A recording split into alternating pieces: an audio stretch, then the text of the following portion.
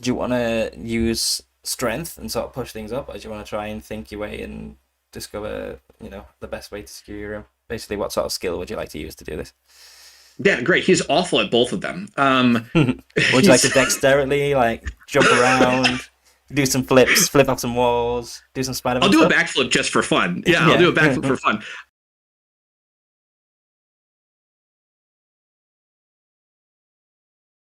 You approach Fire Shallow from the south. Your coach pulls across the stone bridge. You see guards approach the wagon. A big, muscly, 7-foot tall figure strolls up, barrel-chested. Hello there, sir. Hello yourself. Anything to declare? No, just a couple of travelers passing by. Oh, couple is there. Oh, let me have a... Oh, you a handsome small fellow. And what does the guard see in the wagon?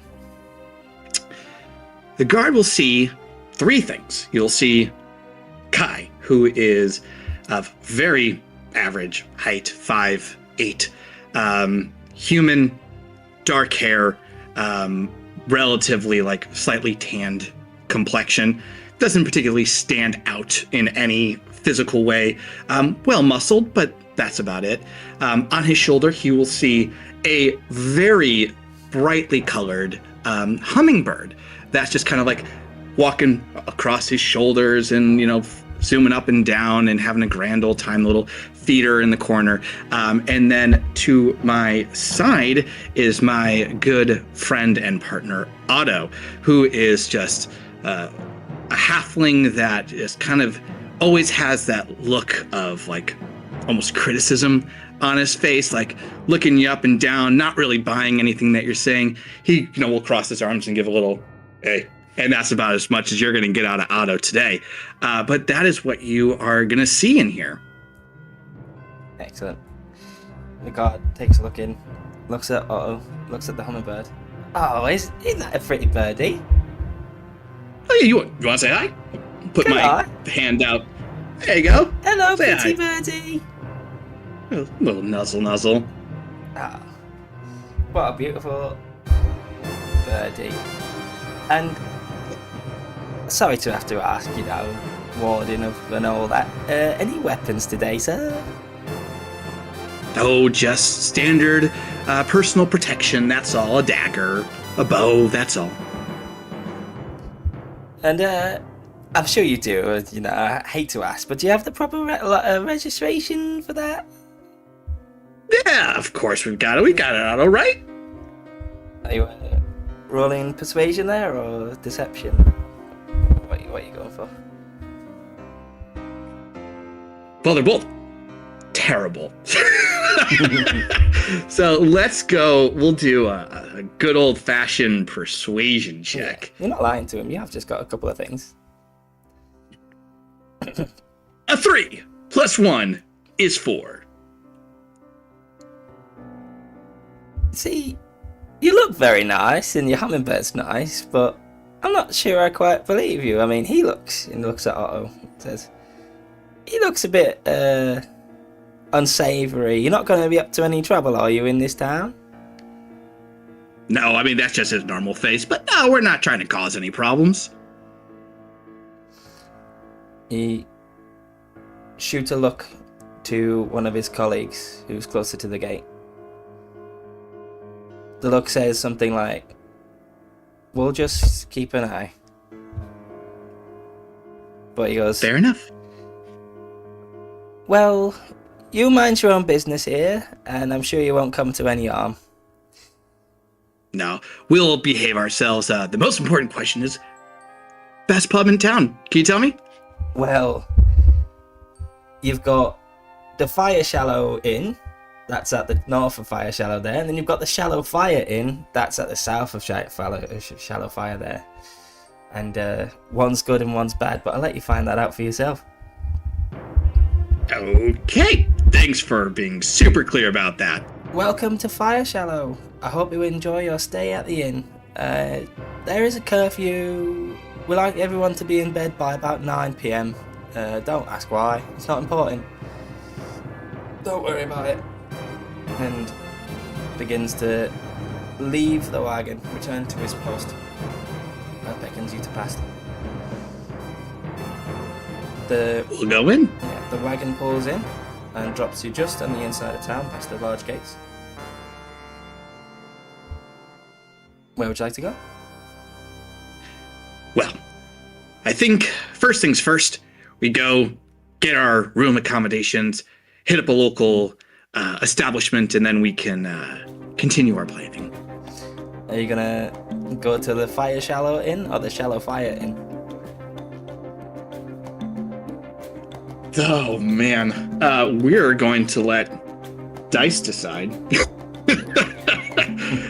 1 through 3, we'll do the Fire Shallow. You said? Yes, I love it. Okay, I got a 5, so Shallow Fire it is. Excellent. So you head out the south gate and turn directly even further south as south can go, following towns. The roads get narrower and narrower and start getting dingier and dingier as you start heading to the less scrupulous part of town. Also feels right at home. That guy doesn't mind too much. Yeah. Charming. You see street beggars and people throwing poo out the window, and stray chickens walking past. It's kind of a mess. But you see what looks like a very welcoming, very, very busy inn.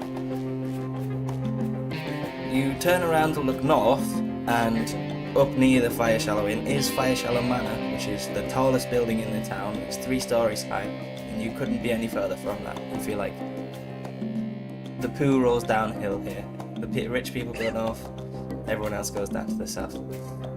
You walk through the doors, the very rusty, singed doors. The tavern swings open. And you expect in these sorts of places to be one of those where everyone stops and puts the drink down and stares at you. But the opposite here. As soon as you walk in, everyone goes, "Hey, new friends! Come on in. We'll stride right in, right up to the bar. So you go to the back. Hello. You see an older, very hairy fellow. 2, 3? Points to the hummingbird. Two beers for you. 2 beers. If you got a little tray of water for my friend, that'd be wonderful. Water. Yeah. We have that. And he whispers to a smaller serving lady. 2 beers and a really small beer. And she goes away and she comes back. And welcome everyone to the first episode of the Q&Play. I'm here with my good friend Dr. GM Anthony from across the pond. Hey, nice to meet everyone. We are doing our first episode of a new interview / D&D game, and we're about to start the interview questions, and this is our first encounter in the pub as Dr. Anthony tries to look for clues. So, let's start with some TTRPG questions. How and why did you get into making TTRPG content?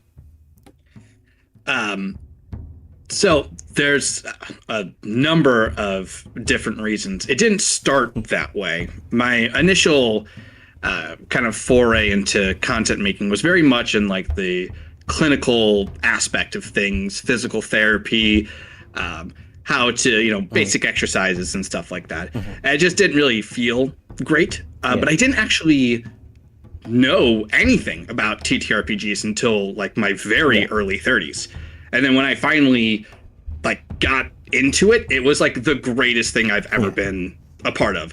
I mean, I've always loved stories and movies and video games and books and wild adventures and epic fantasy stories.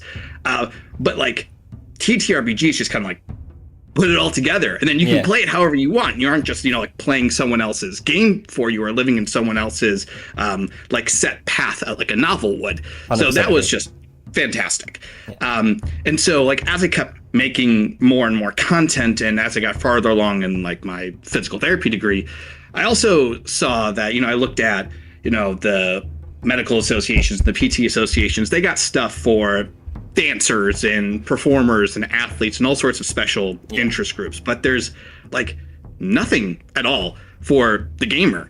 And absolutely. Even though there are like a lot of mindset similarities between like an athlete and a gamer, we don't speak necessarily the same language. So things that resonate well with an athlete just fall flat or are completely missed on the gamers. And it seemed like a completely underserved population, and it was one that I have like loved so much so instantly. Is like, this is where I need to be doing stuff. Hard agree with all that. And also it's like one of the big things is that things don't have to be complicated, right? There is so much on social media right now everywhere about, hacks and quick fixes and this like manufactured urgency that preys a lot on. It's immediate or it's nothing. Fear. Yeah, and it preys on a lot of fear and shame and guilt. It's like, that's wrong. And it's just like not right. Like, it's just you're giving bad information. You're creating problems where there aren't any.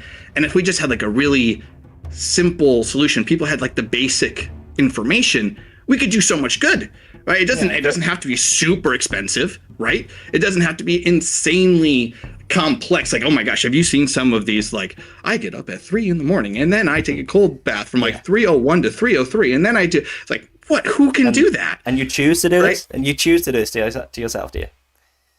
Yeah, and like that just doesn't work for normal people. And so that kind of was what got me into the TTRPG content creation stuff. I wanted to blend these worlds of good clinical like information, but package it in a way that was like gamer friendly and normal everyday person friendly. So I just tried to fuse the two, and that's kind of how this whole journey has started and evolved since then. I love that. And obviously working in the education industry, I work with lots of, like you say, musical therapists and sports therapists and just general physiotherapists, but no one's come in to just like play games with the kids, and I feel like there is a market for that in education as well as in fitness. But definitely even beyond the market though, right? It's like not necessarily about how like amazing you can be within the market. It's about helping more people that aren't getting seen or aren't getting treated or getting dismissed, and there's just no reason for it. There's just none at all when we have so many tools available to us. 100% agree with that, and I love that. It's a very worthy cause, and we'll pick back up in the tavern. The smaller bartender brings you the drinks, and the hummingbird has a tiny little cup of watered down beer,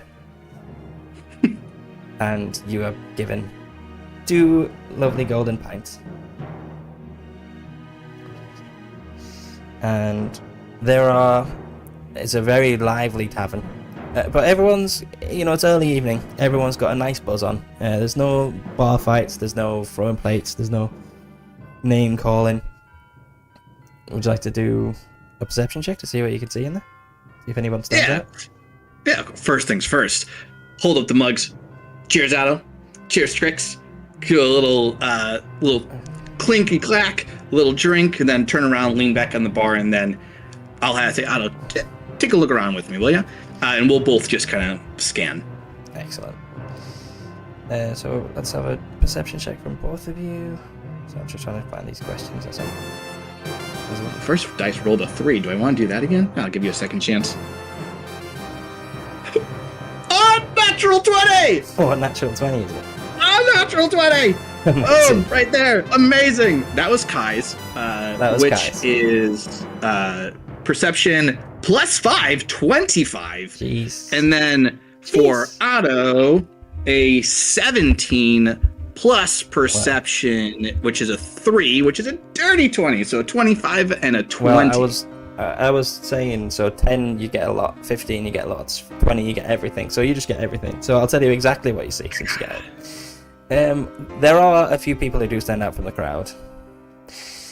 you see a group of people wearing the same general beige on brown aesthetic. Not quite a uniform, but they are dressed quite uniform, if you know what I mean.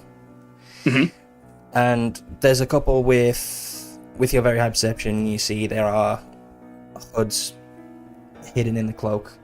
You see bits of sort of dagger sticking out, and some very heavy coin purses. You feel like there's perhaps some sort of unscrupulous organization pushed up in there.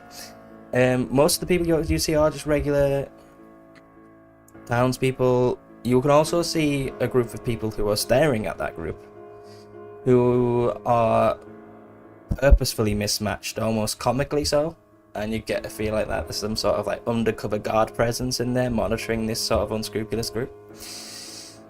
And other than that, some merrymakers. Those are the two sort of crowds that stand out with your insane perception. You get a massive read on there seems to be some sort of criminal organization, there seems to be some sort of undercover guard stakeout.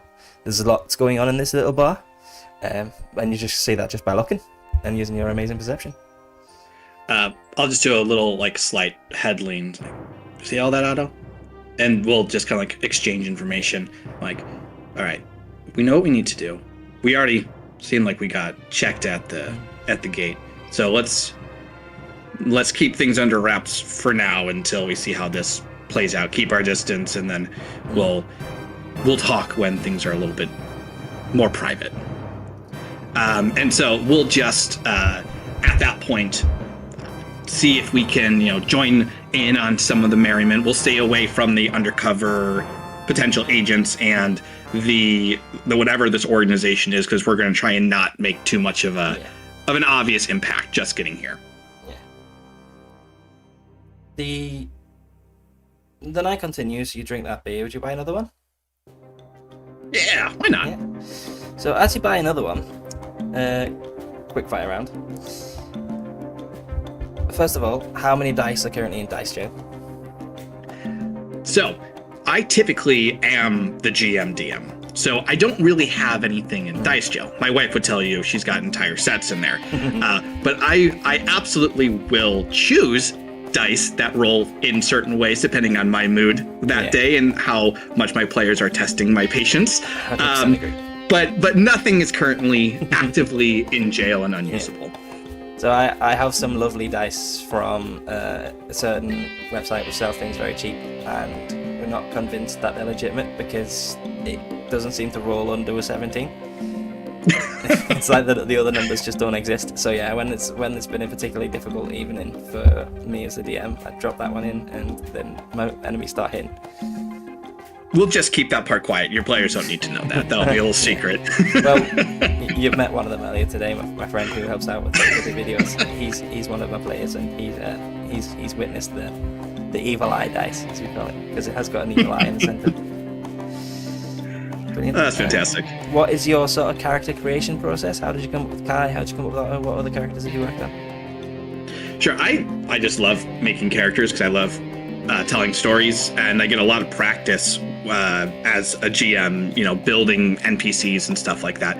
But when I'm making things for myself that I'm gonna play, I take a more introspective look. Yeah. People will do things differently. Maybe they'll try and min-max a character. I don't particularly like doing that. One of the things that I have loved most, genuinely loved most about playing TTRPGs is the self-exploration. Yeah, absolutely. It's learning different sides of me, things that I maybe don't get a chance to flex very often because of the nature of my work. And now I get a chance to sit in that and play in that and see what that feels like. So when I'm making a character, I'll usually think first, like, what is just a part of me that I want to explore? How do I want to feel, and how do I want to test this? And then I've always found that I get a lot more clarity just by writing, by doing. If I sit and think in my head for too long, nothing really gets done. Yeah. But so much more just kind of falls into place when I actually start putting things onto paper. And so once I have this idea of this part of me that I want to explore, I just start writing. And as I write, it's almost like a discovery session, and things start to fall into place, and then now I start to see this character come to life, and then it can be a little bit more directed. And then I'll usually go back and say, what kind of like class or subclass would this fit for this type of person? And then so I'll do the character and the background first, and then I'll look at the class and the subclass. And then, you know, I love rolling for stats, particularly because there's such an awesome chance to like roll horribly. I think there's nothing funnier than having an opportunity to like have a very mediocre or low stat for something that's supposed to be like the main stat for that class. It's just hilarious, you know? And then you can make things like fun, right? Like a wizard with low intelligence or whatever, right? But like they got like wear glasses or whatever it might be because they're like nearsighted. You can have fun with it. So that's kind of the process I typically take when I make my own personal characters. I love the idea of a wizard that can't quite count too good. So when it's like this has a 500 GP diamond thing, and you're like, okay, so what does that actually mean? Trying to figure out. You have to count all of your components before you use it. I like it. Yeah, it's just good fun. It's a nice layer of like just, you know, goofing around that, you know, doesn't really detract from the game, but is just a good way to explore that character more. Yeah, I love it. Flaws do make interesting characters, for sure. Thank you very much. So you take a second drink and you slowly sip them. You keep an eye on with your incredible perception skills. You're having a look around. You're paying close attention, but not too much attention to attract attention. You're keeping a beat on the undercover guards, the unscrupulous types.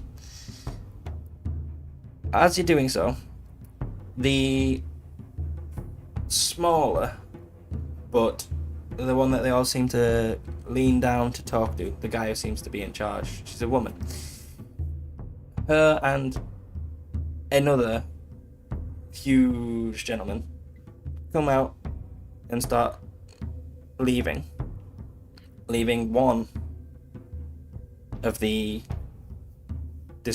undisclosed hooded beige fellows sitting and drinking by himself. And you see with them leaving, the undercover guards, you assume, finish their drink, give it a couple of minutes, one of them leaves, the other one pretends to use the bathroom and then leaves.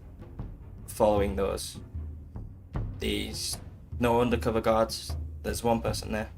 What would you like to do?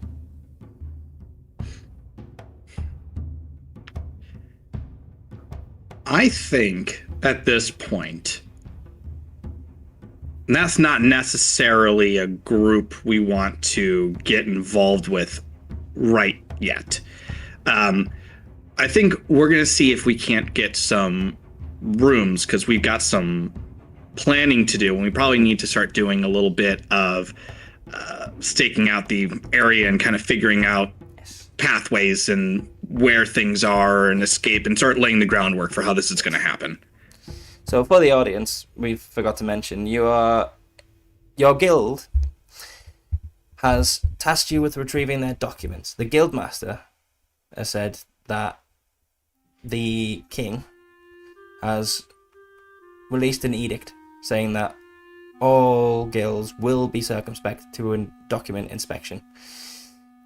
He informed you that your document had gone missing, and your guild chef, has a line to the Fire Shallow mansion, and the Fire Shallow group have your documents which prove your legitimacy as a guild. So you are in the town of Fire Shallow in order to retrieve your guild documents without arising suspicion, as this is quite a notable lord, cousin of the king,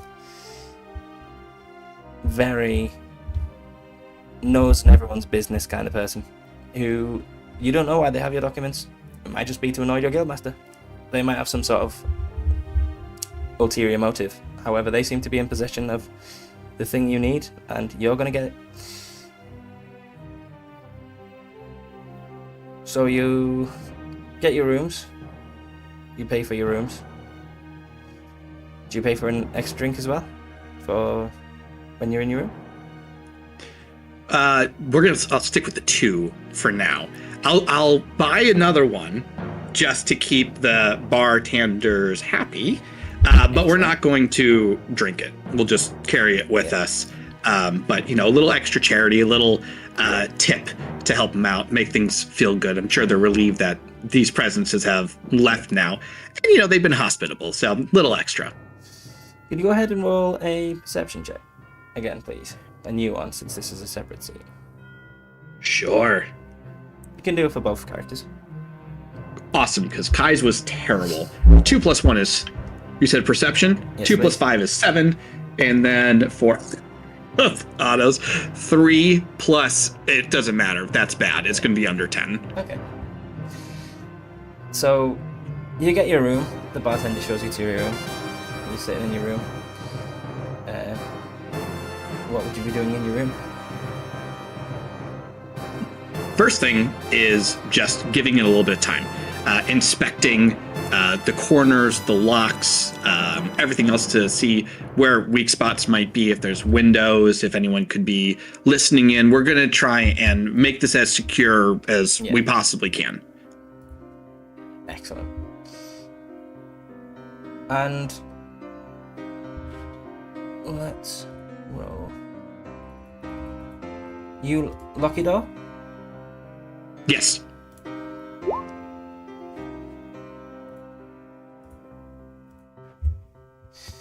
The door opens. Okay. The hooded fellow who you hadn't seen follow you up to your rooms, and you hadn't heard with your very low perception, as they unlock the door with a 17 and a 15 DC. Yeah, I'll do it. Come into the room and say, "You're not from around these parts, are you?" I promise there won't all just be Cockneys, but... At this point, I think, considering our trainings and purposes and stuff, we're not drawing weapons or anything, but you could see, if you were really paying attention, Otto and Kai are putting their hands in positions that would allow for a quicker draw. And Kai will just say, nope, just here to make some friends, have some drinks, and take in the sights of a new place. You got any recommendations? He closes the door behind him. There's no need for all that. There's no need. Don't you think we have eyes looking at everyone who comes to this town? You seem like interesting people. Thank you. You guild men, yeah? Maybe. Well, or representing organizations that's had some dealing with your guild, actually. Oh yeah? Who do you know? Your blacksmith friend. Yeah, he can be a charmer. He is indeed. Rather charming. He knows some people, doesn't he? He knows things. I would assume so. I mean, he talks to everybody. Well, let's just say we've had some dealings. We've had a need of weaponry at times, you know. Yeah, sure. Sounds right. Why are you here? And don't give me any nonsense about visiting the town. No one visits this shit heap.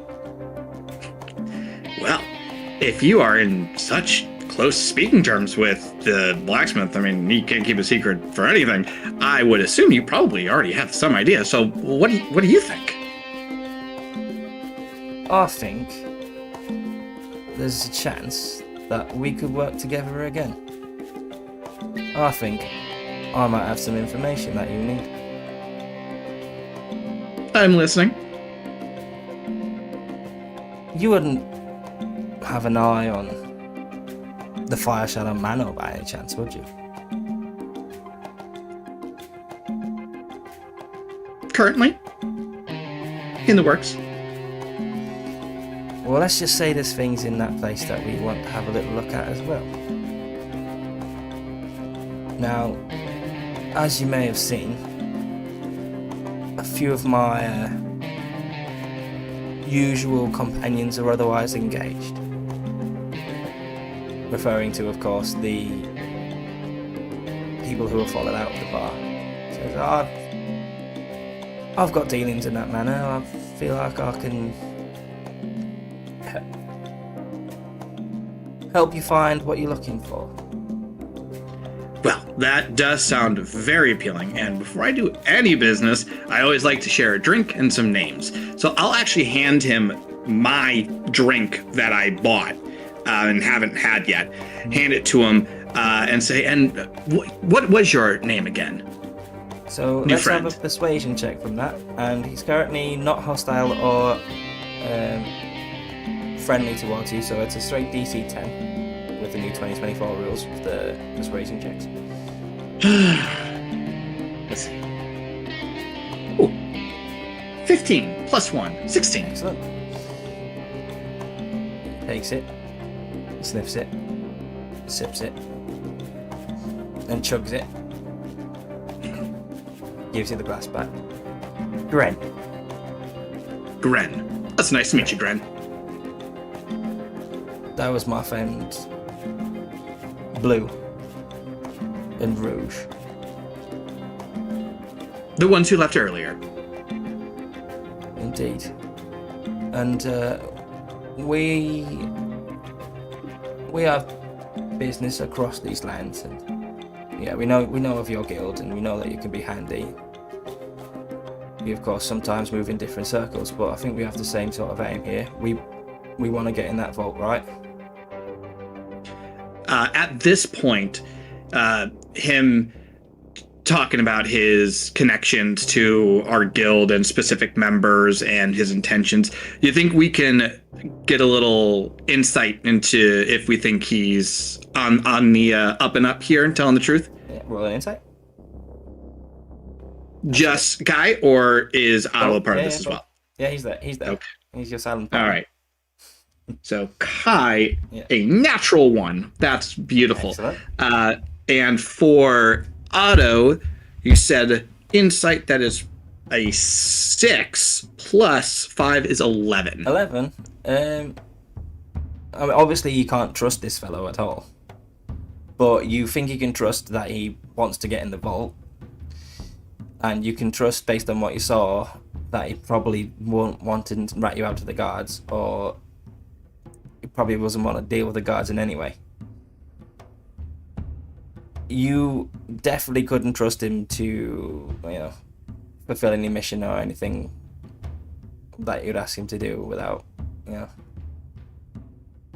further vetting, I suppose. Okay. At this point, then, getting that kind of general read, I'll just say, well, why don't you tell me a little bit about what you're looking for?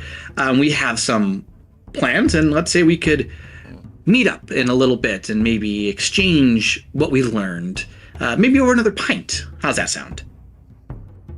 That sounds wonderful. Well, let's just say I know the combination. You just need to get into Fire Shallow's office to get down into the vault. And when you're down there, maybe you could leave the window open for me. We're known. We don't get anywhere near that place.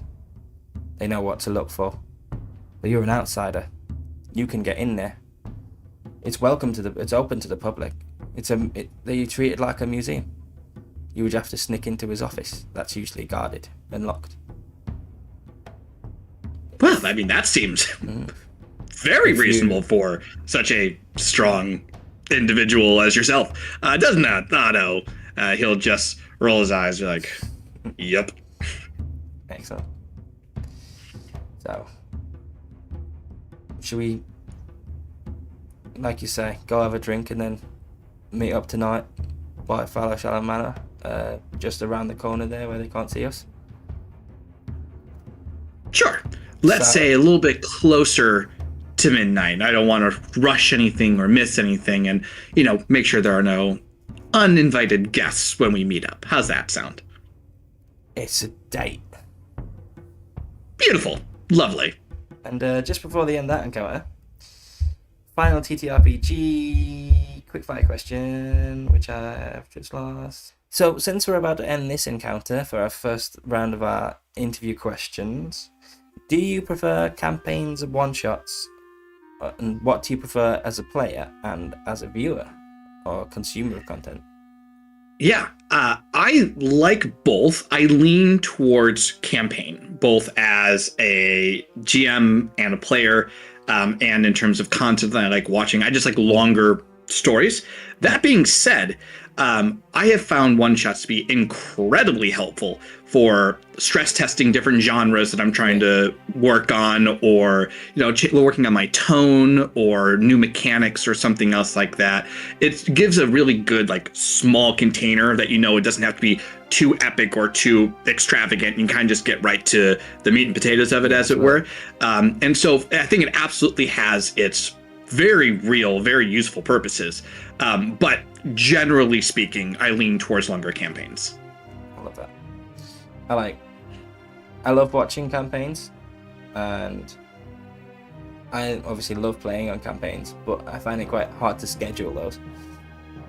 Much easier to schedule one-shots as one-offs. So yeah, I find I've obviously got a long-running campaign bi-monthly, but I probably play about an equal amount of one-shots and full campaign games at the moment. So, that's awesome, though. At least you're playing a bunch, though. That's fantastic. Yeah, could be said. The wife and the baby might disagree, but I'm having a good time. I always put your lover first. Thank you very much. And have you ever played in a public place, for example, cafes, friendly local game stores, outside, anywhere? I haven't. I've wanted to, but our game store is not really close. Not in a way that's convenient to get to. Every once in a while we'll go out there and see if they've got new dice, or if there's a manual that I want to get, or a new system or a board game or whatever. But it's not really reasonable. My work schedule is also super strange. And so getting out there on any type of regular basis just isn't really feasible. I'm not against it by any means. It's more of a convenience thing. Yeah, that's completely fair enough. We have one about a 20-minute drive, but I've still yet to get up there. I played once outside in the park, so that was nice. We went for a walk, played some D&D, and then walked back, so combined a bit of fitness with a bit of TTRPG. That's nice. I did randomly. We were at I think it was 2 years ago. We were at a wedding, and so I was there with my in-laws as one of their family friends, and my sister-in-law loves playing D&D, and so I brought my travel kit stuff, and we played a quick small shot in the hotel, but also we had to drive far. It was in the middle of nowhere, Virginia, and so I grabbed literally a pad of paper and a pen, and we did entirely theater of the mind while we were driving, as I was just scribbling on a notepad. So that was quite the adventure. It was a lot of fun. Worth doing at least once, but not, I don't think, my preferred method. No, because the weather can turn at any point, kind of, as well. Yep. But that was awesome. Love that. So he bids you adieu. It says so. Midnight. 2 streets back from the tower on the right side. I'll be there. Like you said, it's a date. And he leaves. You hear him walk out. You hear him meander over and sort of scope out the bathrooms, and he's trying to sneak out without drawing any attention. You think he's done this dance before. He manages to slip out unnoticed, leaving you two in your room. Well, that was unexpected, don't you think? Yeah, I mean, everything's unexpected you these days, isn't it? That's a little bit more true than I'd like to admit. What was your read on him? Did you feel any certain way? I mean, obviously we can't trust him. I wouldn't trust him as far as I can throw. And I can't throw him very far, can I? That's not very far. So true. All right. Well, I think our plan remains the same. We still gotta try and secure this room a little bit before we do anything else. We don't want any more people just unlocking our doors without us paying attention. I think we need a bigger lock for sure. Yeah. So let's do that quick, and then we can get on the road and start doing our scouting stuff. Is there anything that you can think of that you want to try and make sure we get done first, or does that sound like the best path? It seems like we have a way in. We know what we want. Unless we sort of... Unless you want to tip off the guard and maybe use him as a distraction. I don't know what else we could do. Honestly, I don't think that's a bad idea to keep in our back pocket. Again, like you said, we can't trust him, and it might just be keep a window open for now, but that doesn't mean they're not going to get in our way or double cross us or somehow make our jobs more miserable. We're doing this for the guild, not for them. So I think that's a good idea if we need to pull out just to make sure we can get away safely. No blind trust here. No blind trust. Between us or between them. Excellent. So I guess with that then, we'll do just that. We'll start by trying to secure the room, and then we'll head out. Do you want to use strength and sort of push things up, or do you want to try and think your way and discover, the best way to secure your room? Basically, what sort of skill would you like to use to do this? Yeah, great. He's awful at both of them.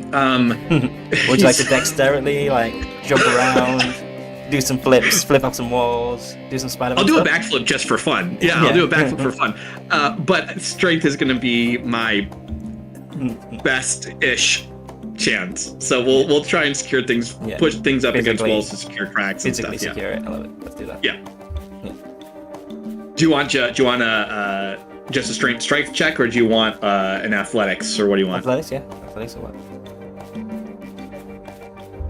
God, this is rolling terribly. An 8 + 1. We're at a 9. Your local turn. You definitely push things against stuff. You've not given it too much thought, about the weight balance, the weight distribution, and the centrifugal force of the door swinging open. But you've pushed stuff. It looks good. Perfect. Let's go. So you've secured your room. So how did you get out of the room?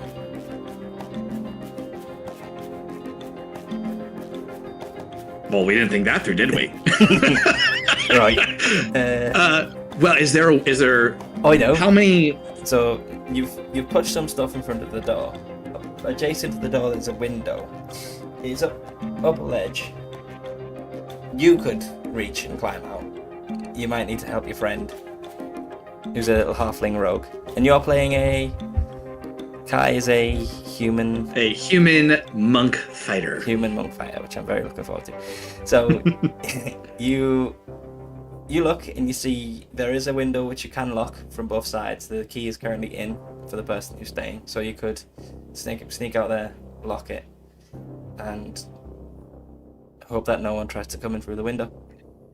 All right, window time. Trix, do me a favor. Can you go and check it out? Make sure that the space is mostly clear, that we're not going to have anyone looking up at us accidentally here. So Trix flips up to the window. The window is ajar, so it hops on out and then and starts to have a look around. Do you want to roll a perception check, and we use either your stats, Trix's stats if you have them, or just a straight? I can find. Yeah, I'll find it's just a regular hummingbird. Hummingbird. Yeah. So I think they're pretty standard stats. Let me get it. Yeah. Let me get the raven up. The raven. For such a beautiful little bird, that seems very scary. Yeah. All right. I don't know if you watched David Attenborough's Life in Colour, but apparently that colour isn't their actual colour. They're not black. It's because they are such a violet that is off our visual spectrum. They are actually very colourful in their own visual range, apparently. That's actually amazing. I love that. What a fun little fact. Yeah. So perception for a raven is a +3. So that's what we'll do. Brilliant. Let's use that. 15 +3, 18. Hey, we rolled above 10. That's good stuff. Yeah. So with 15, you get a lot. So she flits out onto the busy streets, covered in poo, covered in dirt, covered in grape and blood, as there's been some sort of ruckus outside, involving what seems to be those two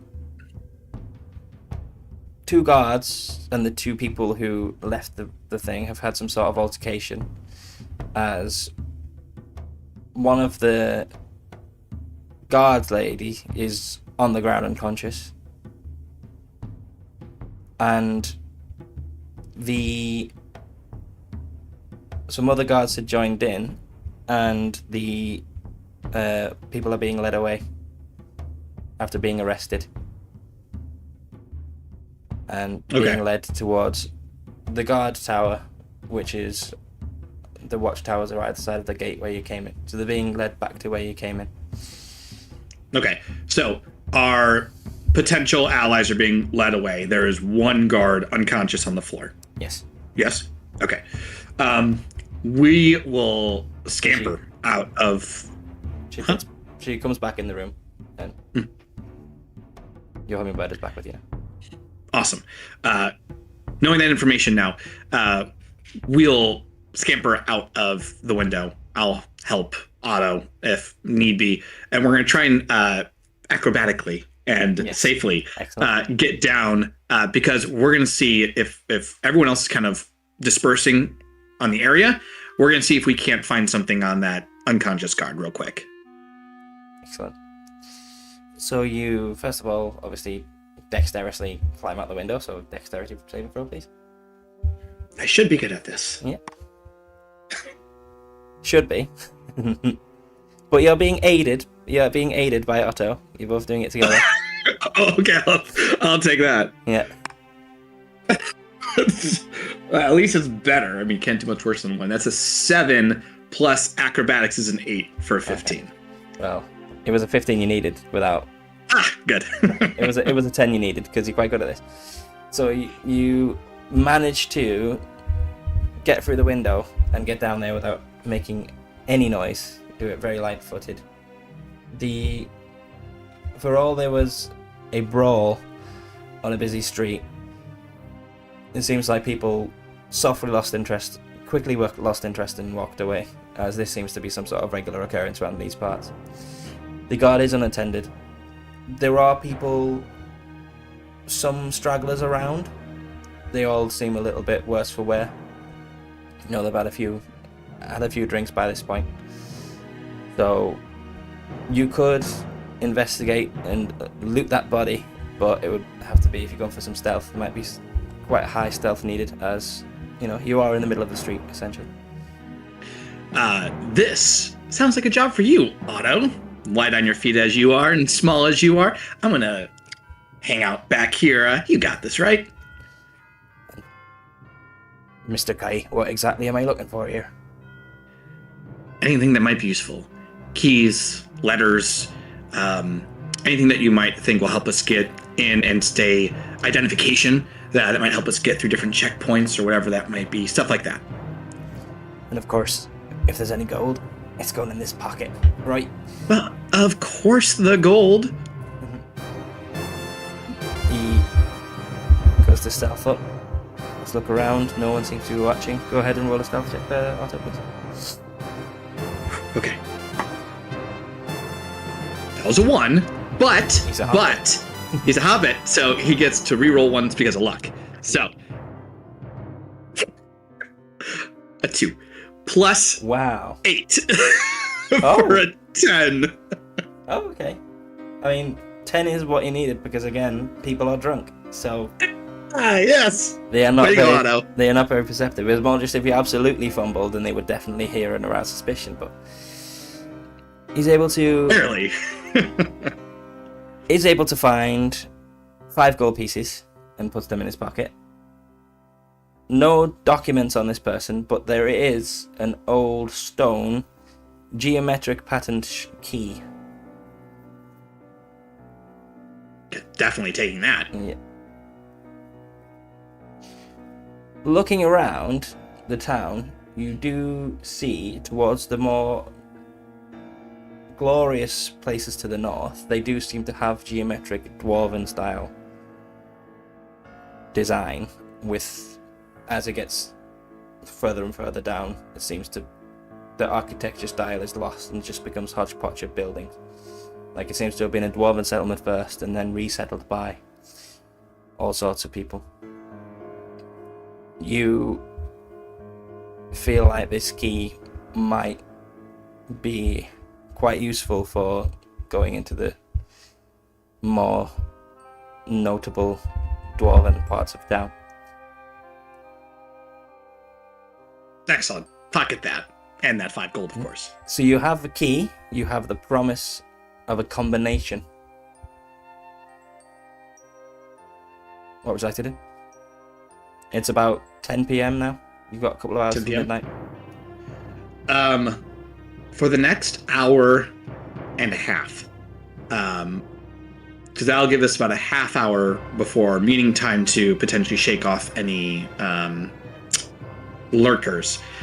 We'll carefully go over and around the manor and look at the streets and look at the getaways and if there's any guards that walk a certain path.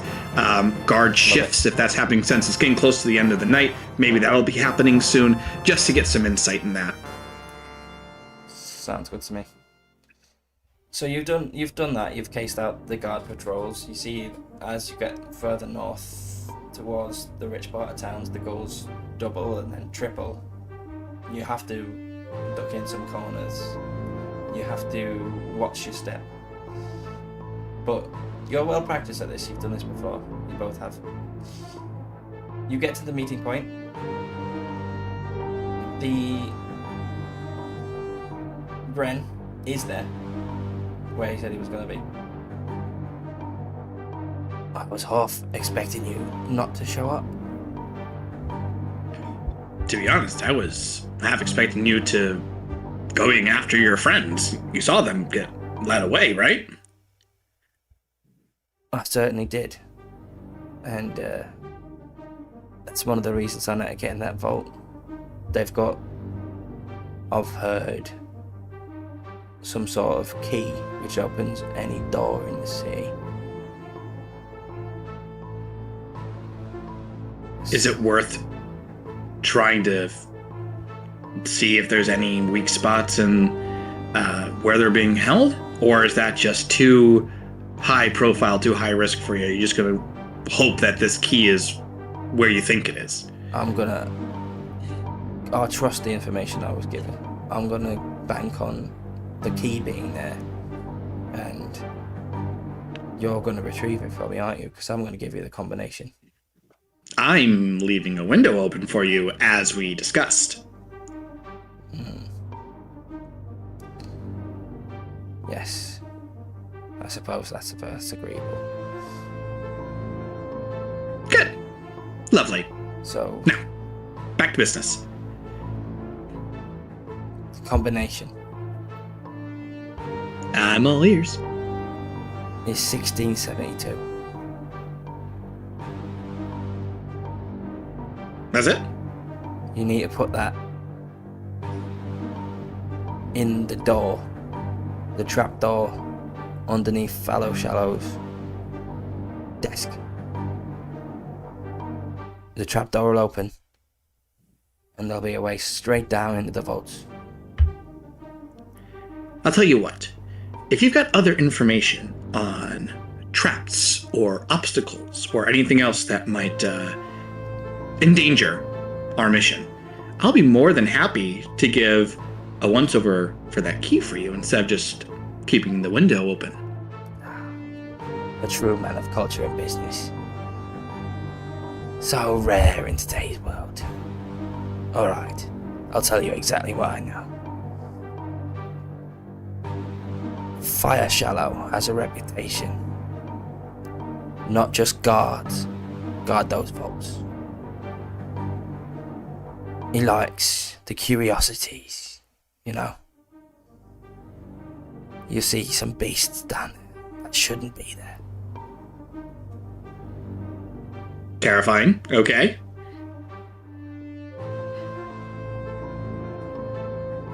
One of our guys has got him before. He didn't come out. All we got was a finger. And the finger was stone. Even more terrifying. That's all I know. Well, that is useful. I promise that we will do our best to take a look for it. And of course, if you find it, then you'll give it to me. Because we know who you are, we know who you work for, and you wouldn't betray us, would you? Of course. This is a business deal. We keep to our deals. And anything else you found there is fair game. We're after this key, some sort of skeleton key. Can get me and all my friends out of some trouble. Whatever else you find down there is all yours. It ain't worth the hassle to us. Fair. I do have one question. What we're looking for, as I'm sure you are already aware of what that is that likely to be held in such a inhospitable and dangerous vault? It is just papers. Is there other places that it might be? There is a vault within the vault where it keeps all sorts of curiosities. This guy's a collector of objects, objet d'art, antiques, but also he likes leverage. So I'm guessing the thing you need, him having it will give him some sort of leverage over your guild. So into the vault regardless. Okay. It seems like a good place to put sort of important documents. It wouldn't be wrong there. I was really hoping for something a little easier though, if I'm being totally honest. Most people would just keep these things in an office. He ain't most people. And that's why he runs this whole job. Alright, fair enough. So, I guess that means our next step is have a plan to get in and then step away without being noticed. Now, you said this is open to the public, right? So getting in the front door shouldn't be the hard part. It's the separation, right? It's during the day. During the day.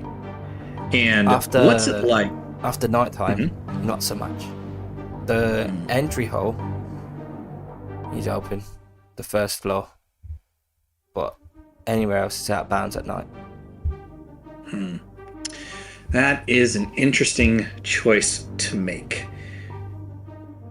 Do we try and trust ourselves to sneak away in the middle of daylight, or take on a few more guards in the dead of night?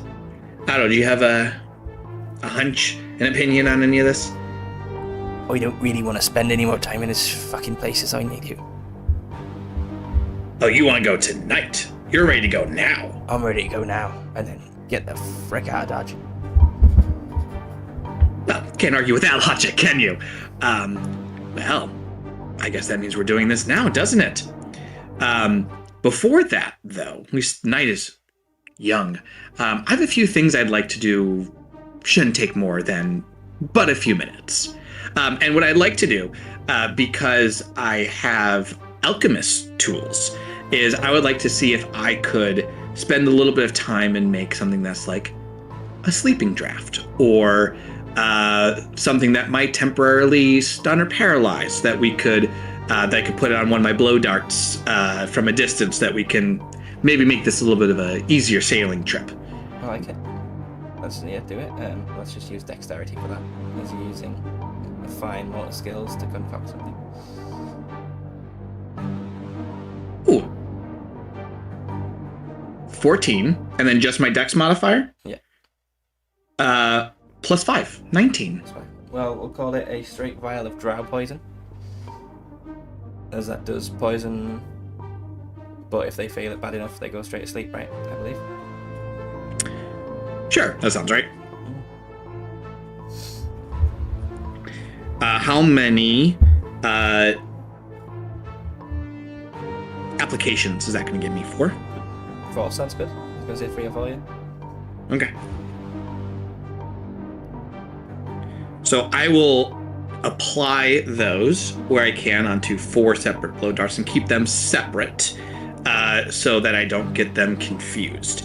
And then I guess once those preparations are done, I'll send Trixie off ahead just to give us, like, we'll go like block by block, and I'll have Trixie come back and give us little information from above, because I believe it's a 100-foot distance, right, that you can stay in telepathic connection. So she'll always be 100 feet ahead and giving us little insights. Flips off, and you see the main gate is a few blocks ahead, as you say. The main gate is guarded by 2 guards. The entranceway is open, and there seems to be some sort of drinks function happening in the manor.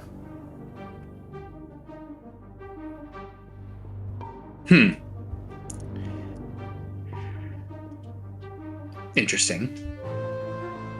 Masquerade masks on all of the faces. Yeah. Some sort of ball is in progress. How are we dressed? Do we look like commoners? How are you dressed? It's your character. Would you have came in just standard clothes? Probably. Yeah. If we're being honest, probably. Well,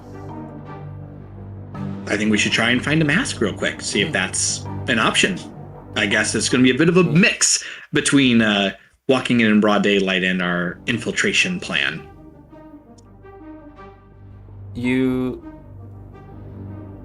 Where could you find a mask in this sort of neighborhood? I mean, you could look in one of the rich people's houses real quick. We could. If there is a function going on, there is the possibility that there are late night vendors that are there specifically for that event. So we'll go the easy route first and see if there are any late night vendors. There are definitely vendors, there are servers, there are people who are there to attend. People who you could subdue and replace, in theory. Definitely for you. Yeah. Whether there's one short enough for your friend, or whether you might have to again get another way for him to come in. Maybe a window and a rope. We'll do. That's exactly what I was going to say. We'll do, before we, instead of just walking straight in, we'll do a little perimeter check and see if, while these people are distracted, if there are other potential entrances, so we can avoid this whole situation. So the guy, Gren, hasn't actually left yet, and he's been there the whole time. And he says, those guards on the gate, I could do a diversion. Cool, but then you would be no longer with us the rest of the time. So meet you back at your room, 6 o'clock in the morning. Yes. So let's do this. Great plan. Love it. Probably gonna have to go that route. Trust you on that. But let's see if there's another viable option before we have to go and already start making noise. Cool. So what you see, as I imagine you've snuck through to the bits where you can overlook the gatehouse steps, main hall, you can see people in masquerade outfits waltzing, drinking and dancing.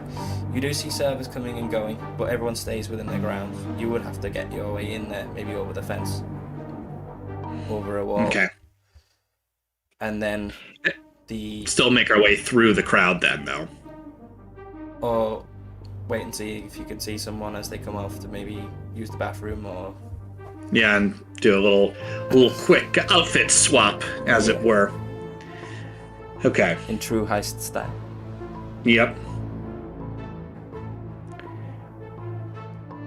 if I built this character completely differently, I'd try and charm our way through all this, but I think that's a terrible idea. So we're going to lean into our strengths, which means over the wall, find some places to hide, scope out paths that the vendors are going, and see if we can't do a little quick swap. Wonderful. Well, then, of course, this brings us to our second encounter, as we're doing the encounter getting into the heist location. So that brings us to our second round of questions. Yes, and, excellent. I hope you're strapped in for a long one tonight, because we are not halfway through yet. So, Mr. Dr. GM Anthony, your partner, are they a gamer, or do you have separate hobbies? So I wouldn't call her a gamer. She is definitely big into D&D. She was part of this whole journey with me from the beginning when a friend introduced it to us, and she's loved it every much as I have. And we'll do board games every once in a while, but she's not a video gamer or what you would typically call gamer. She's also a physical therapist, though, and she has a background in dance and performing arts. And so getting to play D&D is like right up her alley to work on her performance skills again and to put on a show in a way that's a little bit different. So yes, D&D. We'll probably play any other TTRPG as long as it's RP heavy, but not necessarily a gamer. Yeah, fair enough. My partner and I play some very chilled out video games like Pokemon and stuff together, but don't game together in the TTRPG sense much anymore, just because lots of our friends we have to play online because they moved away and whatnot, and Junior really likes in-person D&D, so don't play so much on the table, but play on the video games, so we do share that. The bonding is nice regardless. Yeah, absolutely. It's just nice to do things together, isn't it? For sure. Yeah. And seeing a little fur baby on your Instagram profile. Mine's still here. Yes. So we have two, and mine have not moved since we've began talking. They are still asleep on their couches. We have Gizmo. He's a little Shih Tzu Terrier mix. They're both rescues, but he's 12. He's a bit of an old man now. And then Jester is 2. I think just recently 2, actually. Named after the character of Critical Role? Or she is. Nice. We were looking at her, and she, when we were looking to adopt, and she just seemed like such a docile little thing. It's like, oh, she'd be a perfect friend for Gizmo as he's getting older. She's not.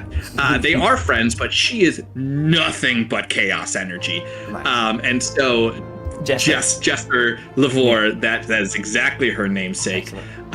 We love to refer to them as our little fey creatures because like they're 2 modes, right? Either adorable, cuddly, like best friend energy, or just unbridled, uncontained chaos.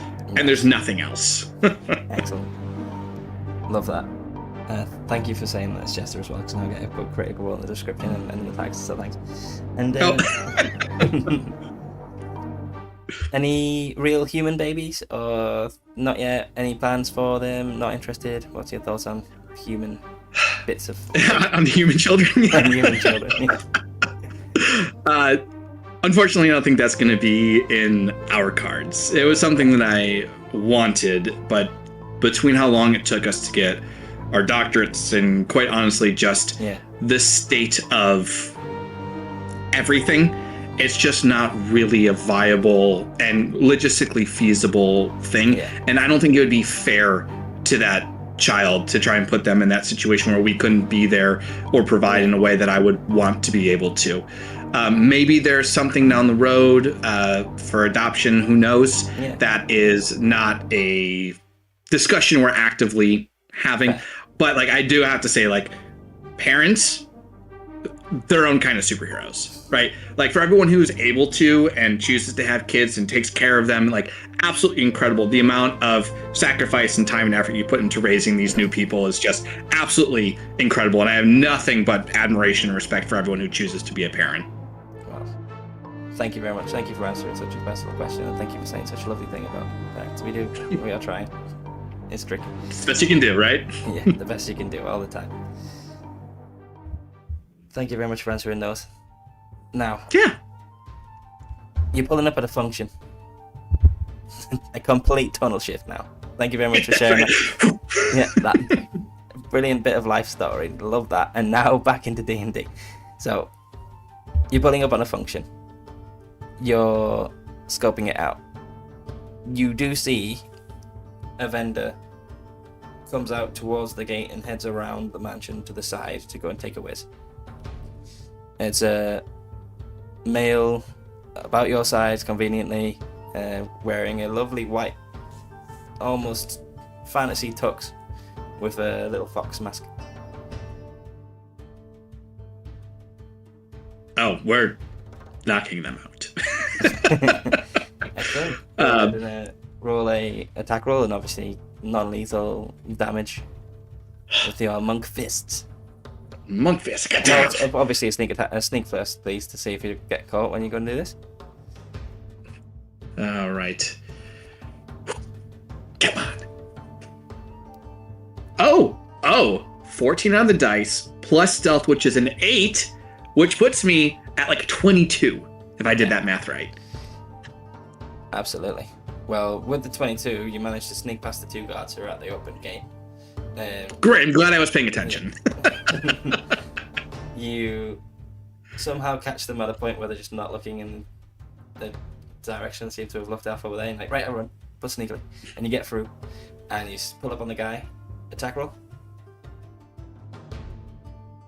That is going to be an 8 plus 8, which is 16.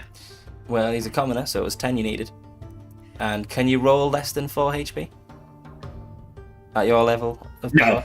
No, I have a plus 5 automatically. Just by and hitting. It's a sneak. Yeah, and it's a sneak attack. So just by hitting you, I mean, how would you like to take the guy out? Oh, just classic. I'll grab like I'll flip a dagger around, so just the butt end is there, Nice. and then just do a quick, just right at where the neck meets the shoulder. Excellent. Somehow you hear Arya Stark saying, "You're supposed to stick him with a pointy end." You knock him Unnecessary. Somehow you knock the guy out immediately, and you're perfectly stealthy and able to undress the guy, leave him unconscious and naked on the ground. What are you doing with your clothing while this is happening? Are you going to dress the person in your clothing? Or are you going to leave it somewhere to come back to later? Is there a big bush or a closet, so I don't just have this person lying on the ground? So, around by the mansion, there are lovely rose bushes and all sorts of manner of lovely spring flowers in sort of hedgerows around as the steps come up.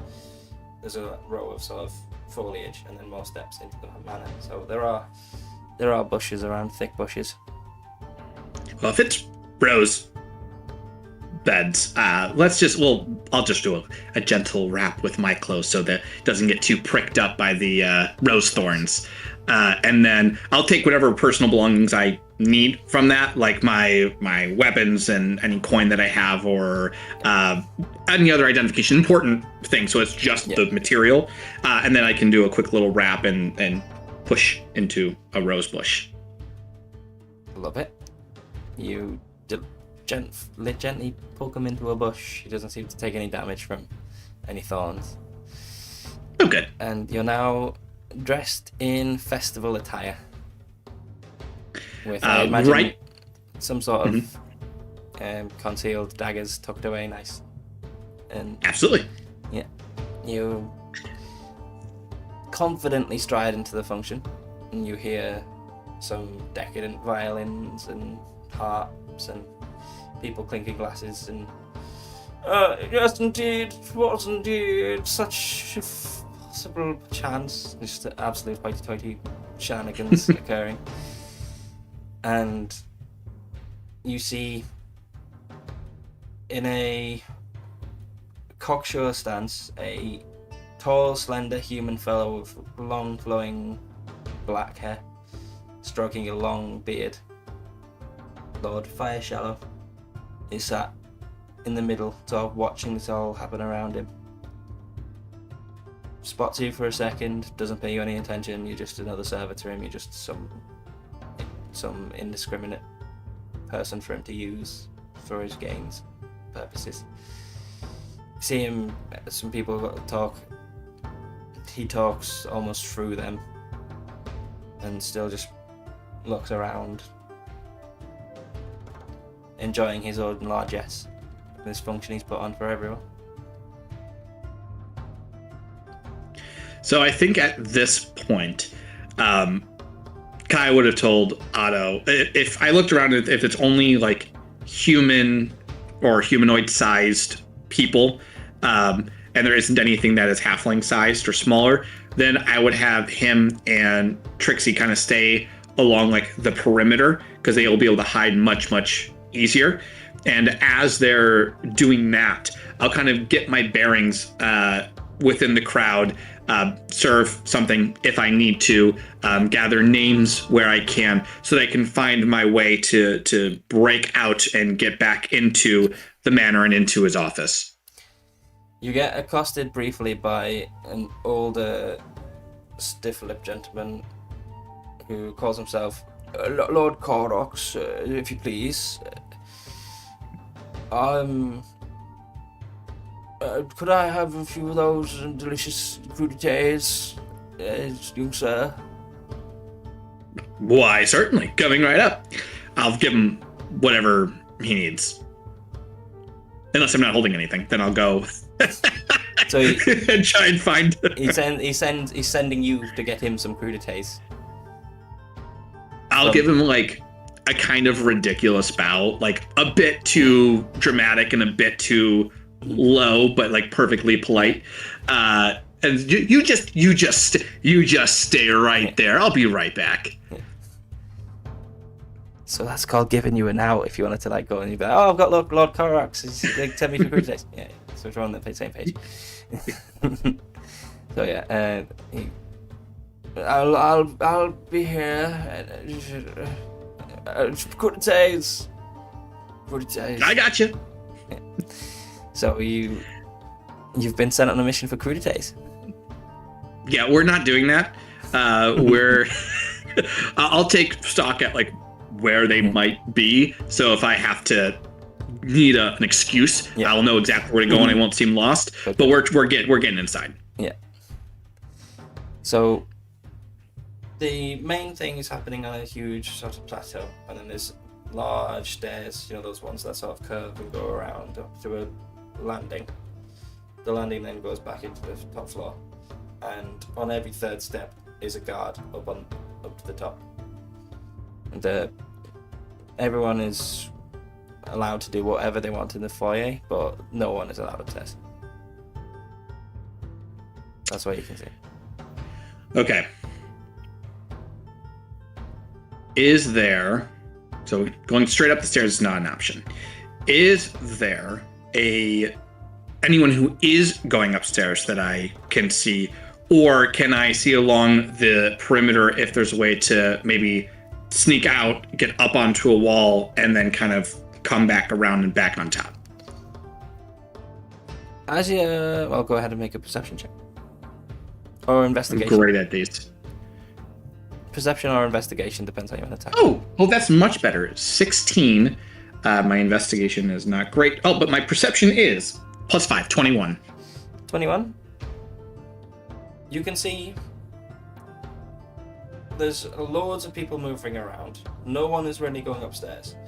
But there are huge sort of bookcases. And massive, obscenely large chandeliers. With some dexterous, light-footed movement, you could jump from bookcase to chandelier to top floor. That sounds epic. We are doing that. Is that... You're just running it? How would you like to approach it? Oh, I mean, not overly, carefully. Seeing all that, I will go my route. I will find the farthest bookcase or wherever I can that is a little outside of prying eyes, and that's where I'll make my first ascent up. I would say there's a bit, because the guards are sort of looking out and down into the main foyer. That bit's down the side where the servers are sort of coming around, sort of a service entrance. That bit doesn't seem to have much sort of eye cover. With a decent stealth check, you can scramble up the bookcase that's there and jump up across. So go ahead and roll a stealth check, and then a dexterity, acrobatics, or strength athletics to clamber across those bookcases. Okay. Stealth is going to be a 14. 14 is good. And that, okay. So it would have been, I would say, about a 12 to get fly unnoticed. Okay, go. Right, 14, we make it. And then acrobatics after that, you said? Yes, please. Or reflex. 10 plus acrobatics, 18. Okay. We'll pause right there. Mr. Dr. DM Anthony. Were you encouraged to be an adjective when imaginative, not an adjective? Were you encouraged to be imaginative when you were young? I wouldn't say like encouraged. My parents, I mean, they didn't stomp it out, right? They kind of let me explore and do whatever I wanted, and if I was interested, they would let me test it out. They were pretty big on the, if you're going to do something, like, do it though, right? If you've made the choice, you're going to stick with it for a little bit. We're not just like doing one time and then you're done with it. They're not the most imaginative people themselves. My mom is in medicine. My dad's an engineer. They're very problem solving first people. And if I'm being totally honest, not an artistic bone in their bodies. So they were supportive in the sense that they weren't like gonna get in the way of my interests, but they also weren't like actively promoting that type of thinking or play. Just letting that live, explore your world. I like it. Yeah. Support is always good, isn't it? I was encouraged to do what I wanted to. Like you say, that not writers or my parents or anything. They just The only thing that we were absolutely forced to do was you had to be active. So whether it was a sport or whether you did an exercise or something, you had to do something physical. And that was kind of like my entry point into gymnastics. There are a myriad of other reasons why it went that way. But being and staying in a sport and staying active was like the one rule that you had to do. And, you like study, but, parent stuff. Yeah, I love that. That's awesome. My dad only said one thing, and that's, I've been a driver my whole life since I left school. You can do anything else and I will support you, except be a driver. You're not allowed to work as a driver of taxis or as a driver of lorries. You have to do a better job than that. That was his one thing. I mean, I mean, lived experience, right? Yeah. Wants better for their kids. Exactly. So that's, I don't know what upskills a teacher, but my baby boy's gonna have to step up. You better start working on it now. And what about nowadays? Are your family and friends supportive of your TTRPG content and your blend of fitness and TTRPG stuff? My parents don't really get it. They're all for the physical therapy side of things, right? The TTRPG thing, it's similar, where there's just not their world and they don't quite understand, but they're not going to stop me. If it's interesting, like, fine, do what you like. It's not for us, but go for it. As for my friends, like, look, I'm too old to care what other people think at this point, especially when it comes to hobbies. So my friends are all supportive, because if they weren't, they're just gonna be mean about something that I liked. Like, they just aren't my friend. So like, no one's got time for that energy nowadays. So my friends are totally cool. I make it a personal campaign to try and introduce D&D to all of them if they're willing. New experience. But yeah, they're all very cool and supportive about that. Love that. You got to promote those hobbies. Get more people in. Get them to join the cult. Love it. That's right. That's right. It's a lifestyle. Hold up now. if you're watching and you're a younger person and you feel like you need to hide your little nerdy self and you can't tell your friends and family about it, just be yourself.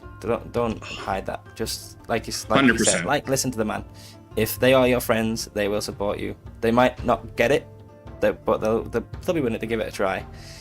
And there are always people who you can play with, even if you have to ask strangers on threads. You know, as a quick little side note, though, when it comes to, we were talking about asking about strangers on threads to play your game. What's honestly been one of the coolest things about getting into TTRPGs in general was like how willing the community is to like just play games and to host games for people. Everyone's like super welcoming about things as long as you're like, a nice person about it. So it honestly feels very comfortable just asking people like, hey, are there Discord servers to join that are willing to teach me this or run games? So it's actually wonderful. It is, isn't it? You've obviously heard horror stories of people like gatekeeping the hobby and saying, no, you can't play with us and stuff, but I've never seen it or experienced it. Everyone's been really welcoming. I think everyone's just desperate to play the game, and everyone wants to play more of the game. So they're like, you want to play the game? I want to play the game. Let's play the game. Yeah, and it also doesn't make sense, right? What are you gatekeeping? It's an online play that you could do. Like, who? Everyone's an adult here. You could just choose to not listen to them. Like, it's not that hard. So like I've never understood gatekeeping hobbies ever. There are so many people, and I will say this too: if you can't find the space that feels right for you, make it yourself. You can do it with very little investment in things, right? Make the space that feels safe for you and then invite people into it to join you. We're not trying to take people's spots. We want to create more space for more people to play. So if you can't find it for yourself, make it yourself. Absolutely. Cheers to that. My little water. So, with that beautiful answer to a very good question, if I may say so myself, you clamber up the bookshelf without being spotted. You hop and hop and hop from chandelier to chandelier. There's a brief swinging. It's one of those moments in every film where, the camera's on you up there and then it looks down to those people down there. A little bit of sort of dust falls down, maybe drops in someone's cup and they drink it, not knowing that it's there. And you safely hop across and land like 10 feet behind the row of guards at the top of the stairs looking out into the function. And you've successfully made it into the upstairs where the office is without being caught. Fantastic. I'll do a quick little look-see if I can to see where Otto is, if he can make it up here himself or if I need to help him in any way. Yep, let's go ahead and roll a perception check for that, or investigation. Perception's higher, right? Yes, I'm pretty sure my perception's higher. 14 on the dice plus 5, 19. Yeah. With a 19, it's going to be hard to get him inside and through the ruckus, but you do see obviously there's the main office directly behind you. There are 2 side rooms for housing guests. One's a storage cupboard, one seems to be a guest bedroom, so they're both open. Because why would they be locked? There's guards. And there are windows. So you feel it might be a way for it to get him inside. Okay. I'll check the quarters first. And if there's a window, I'm going to open it and then do some charades to get him to go around. Or actually, I can talk directly to Trixie. And just tell her exactly what I'm doing and where to go. He starts doing charades. He starts going like that to you. I just nod. Yep. Not surprised. Yep. Good. But Trixie sort of buzzes around him and reluctantly follows up to the window. You lower a rope? If I can find one. If not, I'll do the old school, like tie some bed sheets together. Nice knot. Yeah, absolutely. Okay, you're back. I was going to say we'll have to cut again because Roll20 video stopped, but we're back. So you do the old-fashioned tie bed sheets together. I'll say you got a really good stealth check before. No one really knows you're there. I was looking for you, so there's no reason to roll another stealth check. You just tying bed sheets together. You chuck them out the window. Can you roll an acrobatics or athletics check to see if you can make it up without falling and hurt himself comically? So this is for Otto? This is for Otto to safely climb up the bed sheets. Wonderful, because that was another natural one. It really wants it. It really wants me to fail. So luckily, we really want it once, so this might be good. A 12. Okay. And Otto's acrobatics is +6. It was like a DC 5. I just wanted to see if there is a chance it would fail horribly. It was so close, almost twice. Yeah, he fell out of the window to his death, but that didn't happen, so it's good. We move on. So you get him inside. You're both inside. There are guards in front of the door to the office you need to get in. So to sneak past again and to have a go at seeing if it's open would need another stealth check from... This sounds like a perfect opportunity to use 2 of my drow darts. Ooh, it certainly does. So I would like to do that. So let's have attack rolls. Are you going for both at the same time? From you and Otto? You going for it? Does Otto also have a blow gun? No, he's got a short bow though. So I will use my blowgun. He'll use his little short bow, and we'll try and take him out at the same time. Yeah. So attacks. First of all, stealth to see if you can be hidden. If you're hidden, you're going to roll attack rolls with advantage for being hidden. Awesome. Does that make sense? Yes. 19 on the dice, plus myself, which is a +8, which is a 27. Were you even ever there? Do you even exist? What is a Kai? What is an Otto? Incredible. Absolutely incredible. Okay, so advantage 1 for each guard, yeah? Yes, please. All right. Kai's natural 20. That's right. So natural 20 on the blowgun, and for with the natural 20, the one guard doesn't even have to make a Constitution check against the poison. It is just succumbs to the drought poison and falls instantly asleep. Excellent. Now it's Otto with his short bow.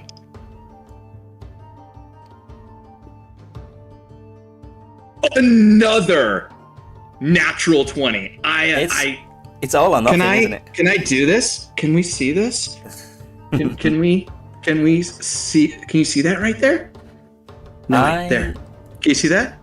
I can see some. Can you see that? It definitely says 20 there. Yes. Ah! Absolutely incredible. Love to see that. Sorry, definitely very excited about bodes that. well for the violence. That's sure to ensue. No, because here's what happens, right? We roll great right now, and then it's nothing but downhill. There is no up from a natural 20. Well, when you're right, you're right. So we'll discuss what happens with that after the final question. It's quite a big one. Love it. Let's go for it. Have you ever modelled an NPC up? And yes, obviously, honesty box. We're all friends here. Circle of trust. Yes. Modelled an NPC or PC on anyone from your personal life? I can honestly say no. I am sure some of my NPCs have shared names with people that I know in real life, but I have never taken someone I know and put them in a game. As I was kind of saying a little bit earlier with like my own character creation, when I'm making my stories, these NPCs also kind of just work themselves in, and I don't need to pull from somewhere else. They can be their own contained thing. So no, I have not modeled it after anyone in real life. That's perfectly fair and valid. And I must attest that I have, on many occasions, named my villainous NPCs and bad guys and monsters after the kids who annoy me at the schools that I work in. I can say that with absolute truth and honesty and zero regret, because this is my one little tiny bit of revenge. Hey, you know what? Own it. But obviously I won't say any of the names or how it relates, but yes, that has happened, and I'm proud of it. Thank you very much. You sneak by the guards, and since you got natural 20 on both, you are able to, with the short bow and a blowgun, silently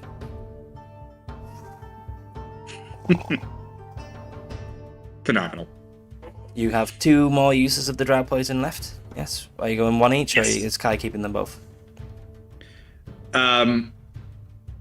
We'll say 1 each. Excellent. Of Because course, the we guards are have been going to quickly loot those sleeping bodies. the Very bodies. quickly. Yeah. They've got the guards. There's some shields. There's some weapons. There's 5 gold pieces on each.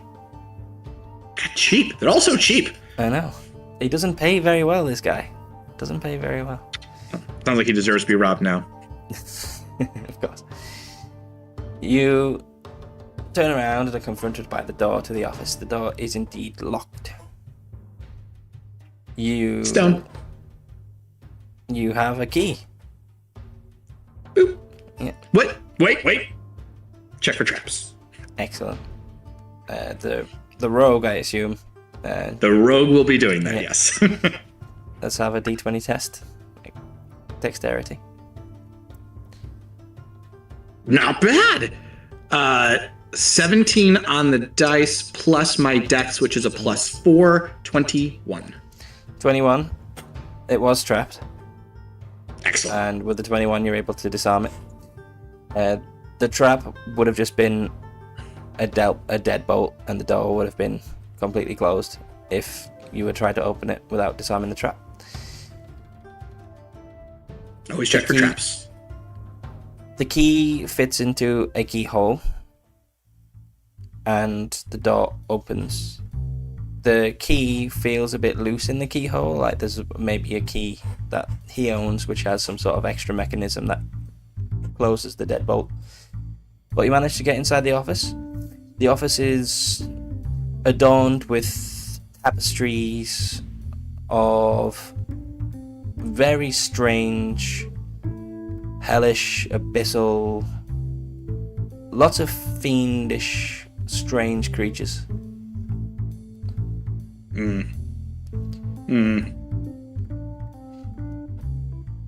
There's also, as you're going through the older parts of the town, you notice on the Dwarven the Dwarven elements, and they're in a hidden place.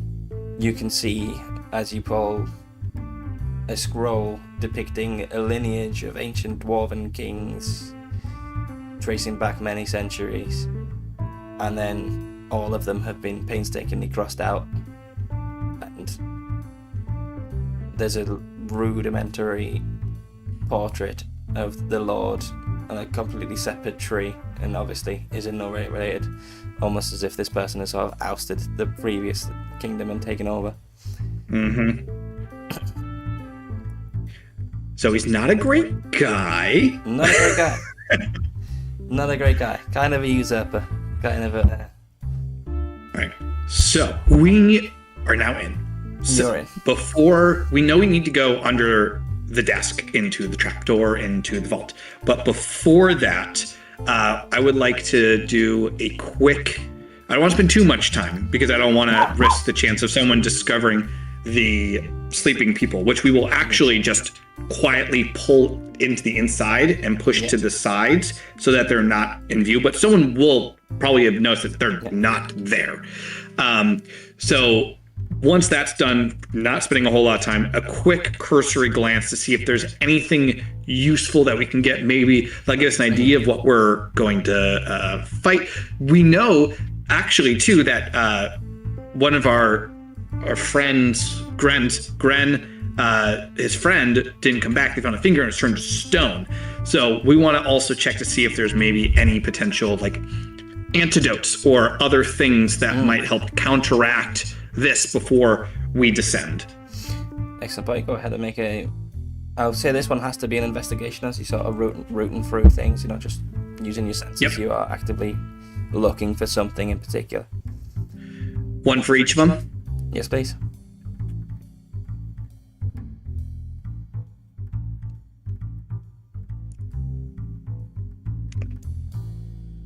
It's another 20 right there.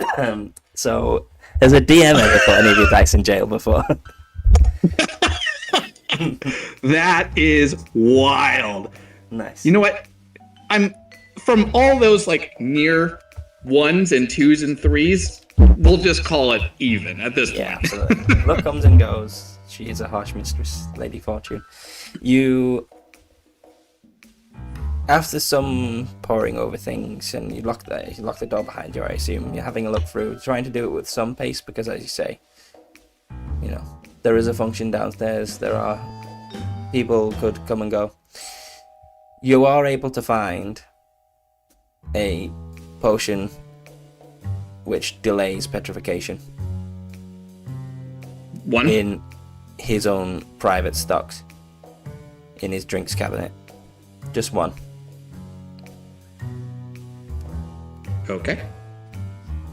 So you would essentially, if you were hit with any sort of petrification things, you could drink that and sort of auto pass. And you also find a couple of potions of healing. And some obscenely good and expensive wine, should you want to take it. Absolutely. Kai's putting one in his back pocket, and you know Otto's going to try and carry whatever he can. Yeah. For the healing potions, a couple meaning exactly 2? Let's just call it 3. Be nice. Who knows? Thank you very much, DM. Who knows what's down there? Not me. Of course not. We're both going to discover it together. So that's what you find in there. It's just more tapestries. The guy likes artwork. He's got loads of tapestries, loads of portrait. It's all quite... I think what I will also do is pocket that scroll of the lineages, because if we have an opportunity to maybe bring this to light or oust this now we know very not good guy, this would be wonderful proof of that. Well, the guy likes leverage. Now you have some good leverage on him. I like it. The illegitimate lord of Fire Shallow.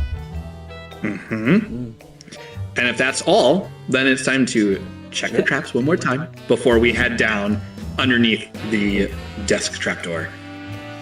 You don't have to roll for this one, because Otto's having a look around. There's not immediate danger. You are able to discern there are no traps. The trap in this room was only on the front door. You punch in the key code on a ancient stone tablet with runes. The runes lit up in the 9 numericals, but in 1672, and the trapdoor slides across. A huge grating sound comes in, rings through your ears, and reveals a really tight spiral staircase leading directly down below the low levels of the city, like way down deep, into the ancient Dwarven vaults, which our viewers have been looking at this whole time. Good, because I'm getting tired of my black screen. Yes. We're now into the main part of the dungeon, and it is midnight for me, so this is going to go great.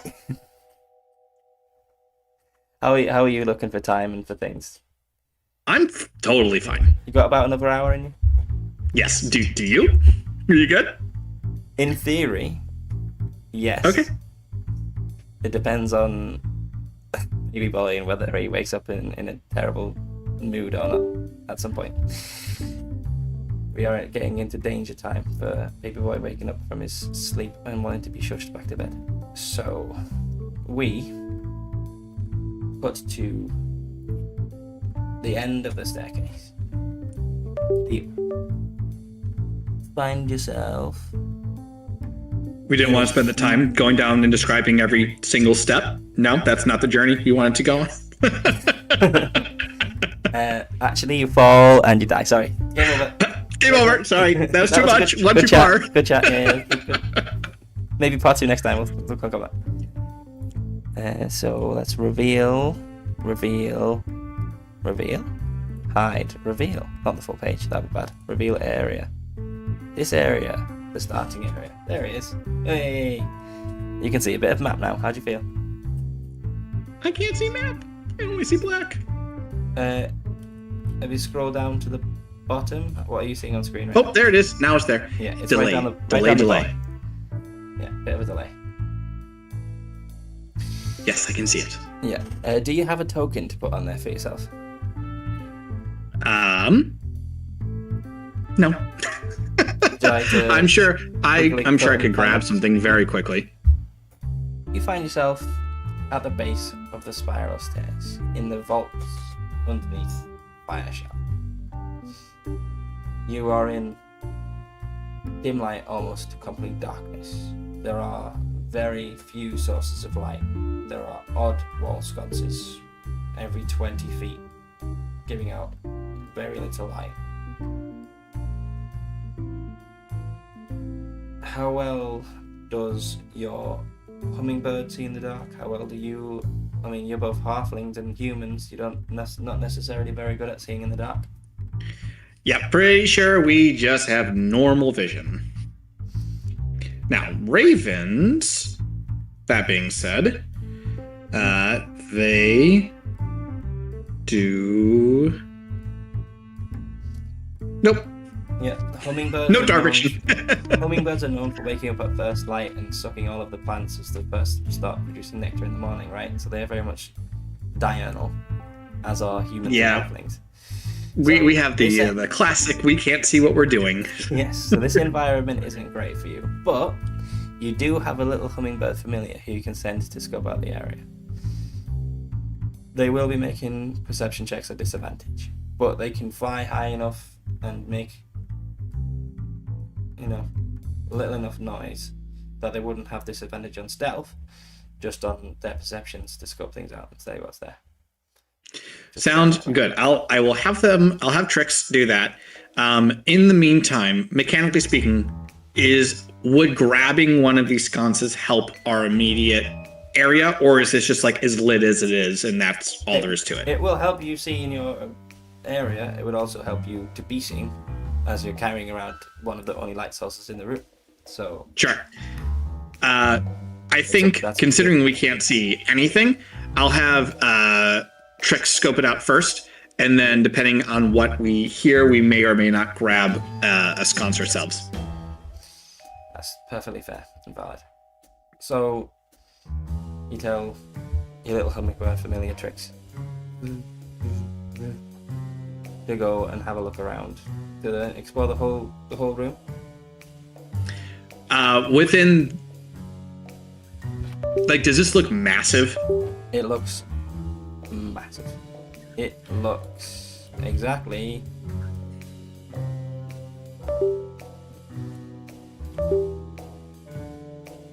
90 feet, I think. Oh, then yeah, because that's within 100 feet, so she should be able to be in communication with me the entire time. So yeah, 90, absolutely the whole 90 thing. feet from south wall to north wall. Yeah, 70 feet from east wall to west wall. yeah, she is going to scope out as much as she can. It is beautifully chiseled out of pure stone. Massive stone pillars lift up the city above. You're in the Dwarven part of town where it's all been very well built, very well ordered, very well organized and structured. And she's able to flip between the pillars to go around unnoticed as the guards are on patrol. And so perception at disadvantage, please, to see what she can see as she flies around.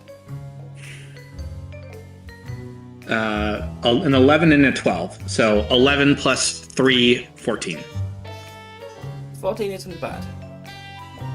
No, it could have been way worse. It could have been a lot worse. So as she's flying around, what she sees. In the first 3 quarters of the room, she sees one control in each quarter. She sees 2 humanoid armored guards, each carrying on a rope, pulling on a rope, walking as if a dog. 3 different monsters. One of them looks like a strange-tailed chicken. One of them looks like a weird armored, small, almost shark-like beast. The other one, a canine, grey-skinned, almost looks like it's dropping to bits. Okay. Horrifying.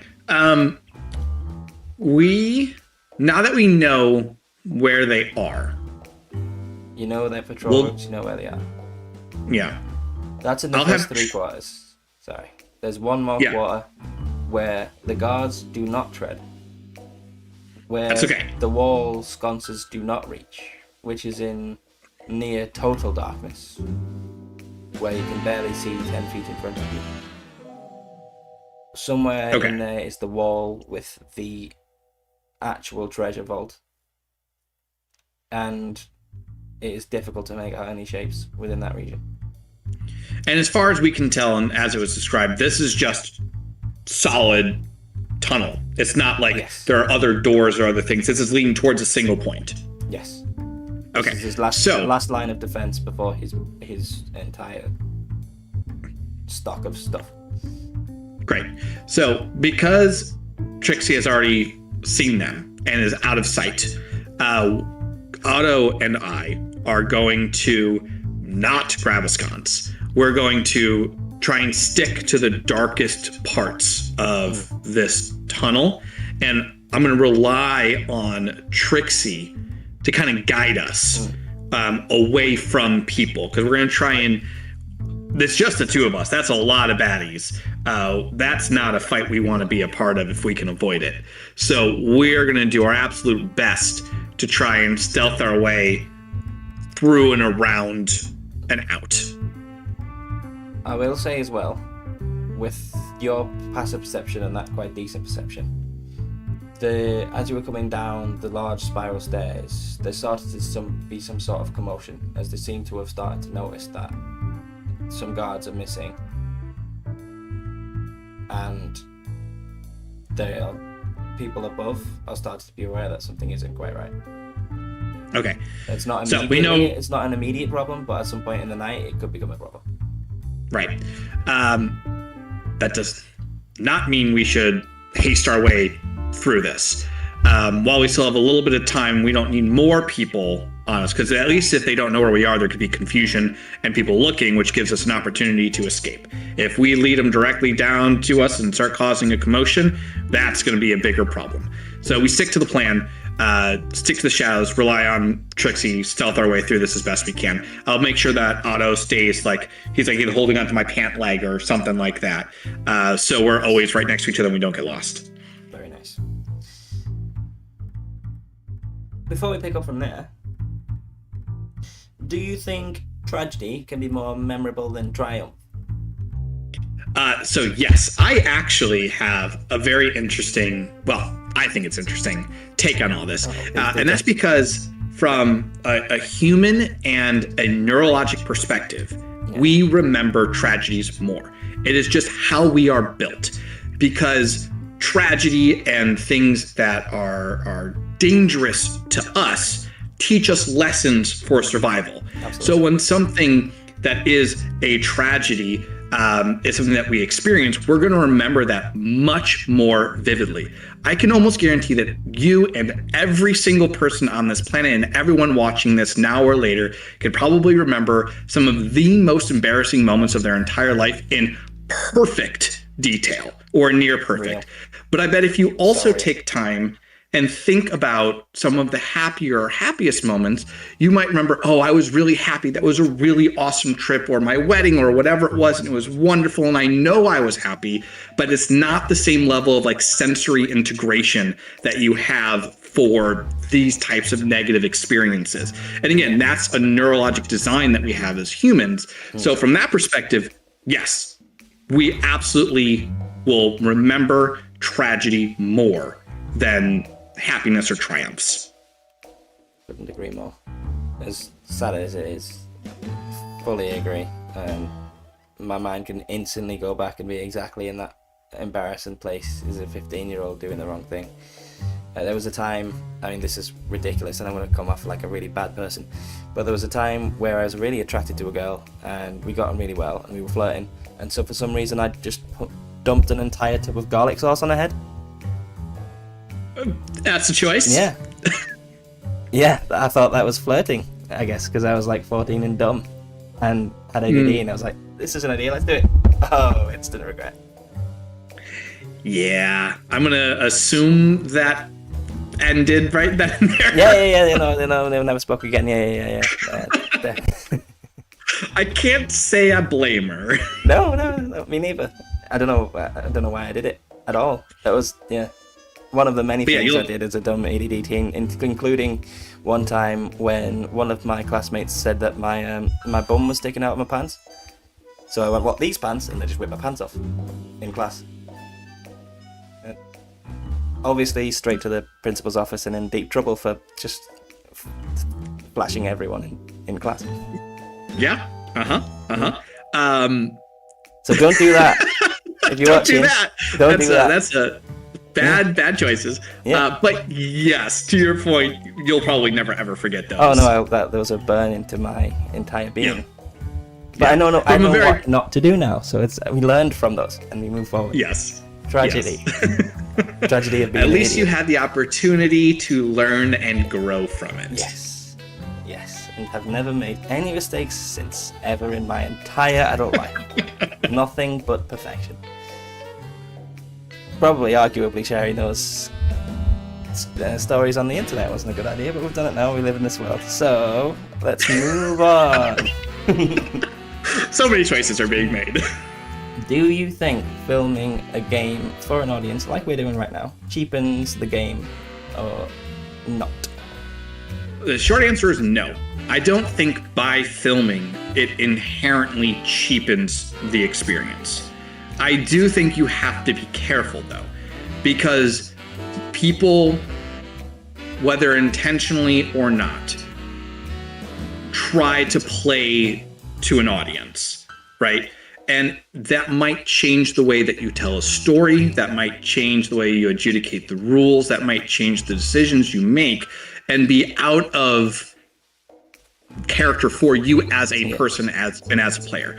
And so you run that risk of cheapening it for the people who are watching because you're trying to do too much. Yeah. I actually like to think of this a lot like with some book series and like TV shows and stuff like that, right? Like they'll get feedback from fans and they want fans to have things happen in a certain way because their own personal fan fiction or whatever it might be, or they think they know how they want the story to play out. And I think that has a real danger to alter the story that creator or that author is trying to do, and to appease that particular audience has the potential to ruin the overall story, which of course we don't want to happen. So I think it's a very hard thing to try and like steer clear of. I think you need to be intentional about it, but inherently, no.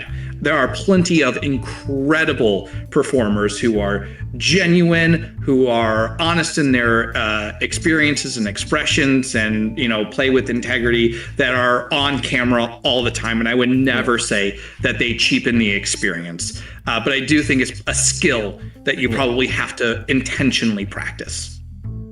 I agree entirely. I don't know what you sort of adapt for camera, but I find myself being a more permissible DM, I suppose, and trying to find a way that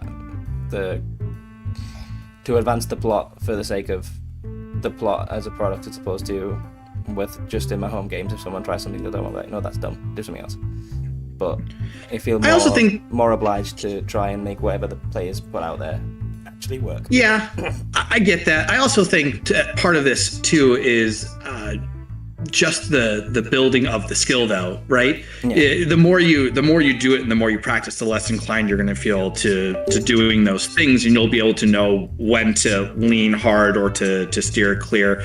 And it is a different skill set to be performing as opposed to doing a home game. It just is a completely different set of skills. And I don't think it does us any good to compare ourselves to professionals when we are just not. So don't put that pressure on yourself. That goes for everybody who is wanting to GM or to be a player or to eventually, produce something. Just be yourself and learn as time goes on. You don't need to do anything special other than that. I agree, because you can only be yourself. Who else would you want Absolutely. to be? We're all great. You're awesome. I'm awesome. It's all good. You are at the southern edge of the vaults. You have sent Trixie around. She's noted the guard patrols. She's pointed out the strange monsters that are in here, along with the 2 guards that are in control of those monsters. They are on roving patrols, never intersecting. They are on very set patterns as they walk around, almost monotonous and robotic in their pattern, with very little deviation or conversation. And you are persuading for trying to sneak through. So let's obviously have stealth checks. Let's have Let's have the first stealth check on the first group as you try and come across them. Do you want to do one group stealth, or do you want to roll twice? Roll with advantage since you're both stealthing. Up to you. How would you prefer to run this? So should we roll 2d20, and rather than rolling with an advantage, should we roll twice into the average score? Yeah, sure. Why not? They're essentially going up in difficulty, as you just have to get through one group of guards, and then you have to go through 2 groups of guards, and then you've got 2 groups of guards and the 3rd group of guards, and you're going to be trying to roll. So the first one's going to start quite easy. So go ahead and roll. Roll 2, right? Yeah. An 18 on the dice and a 5 on the dice. If these are both stealth, so that's going to be 23 plus Otto's 8 is 31 plus Kai's 8 is 39.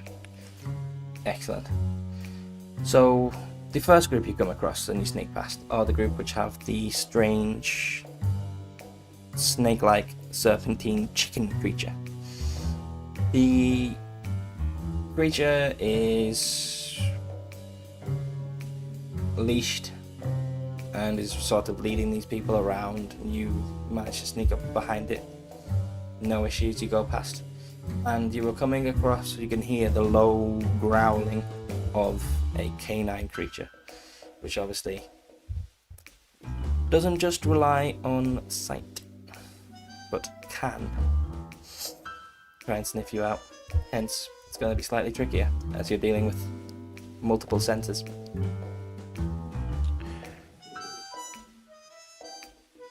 We have wine. You do have wine. You could just get drunk and call the whole thing up. I was actually going to say, if we slowly poured a little on ourselves, so that there's alcohol and wine and fruit and not just other human scent. Is that a good idea? I have no idea, but we're gonna try. So we'll take one of the bottles that we had and just do a little, take a swig each and then do a very careful dunking. Why not? You roll stealth.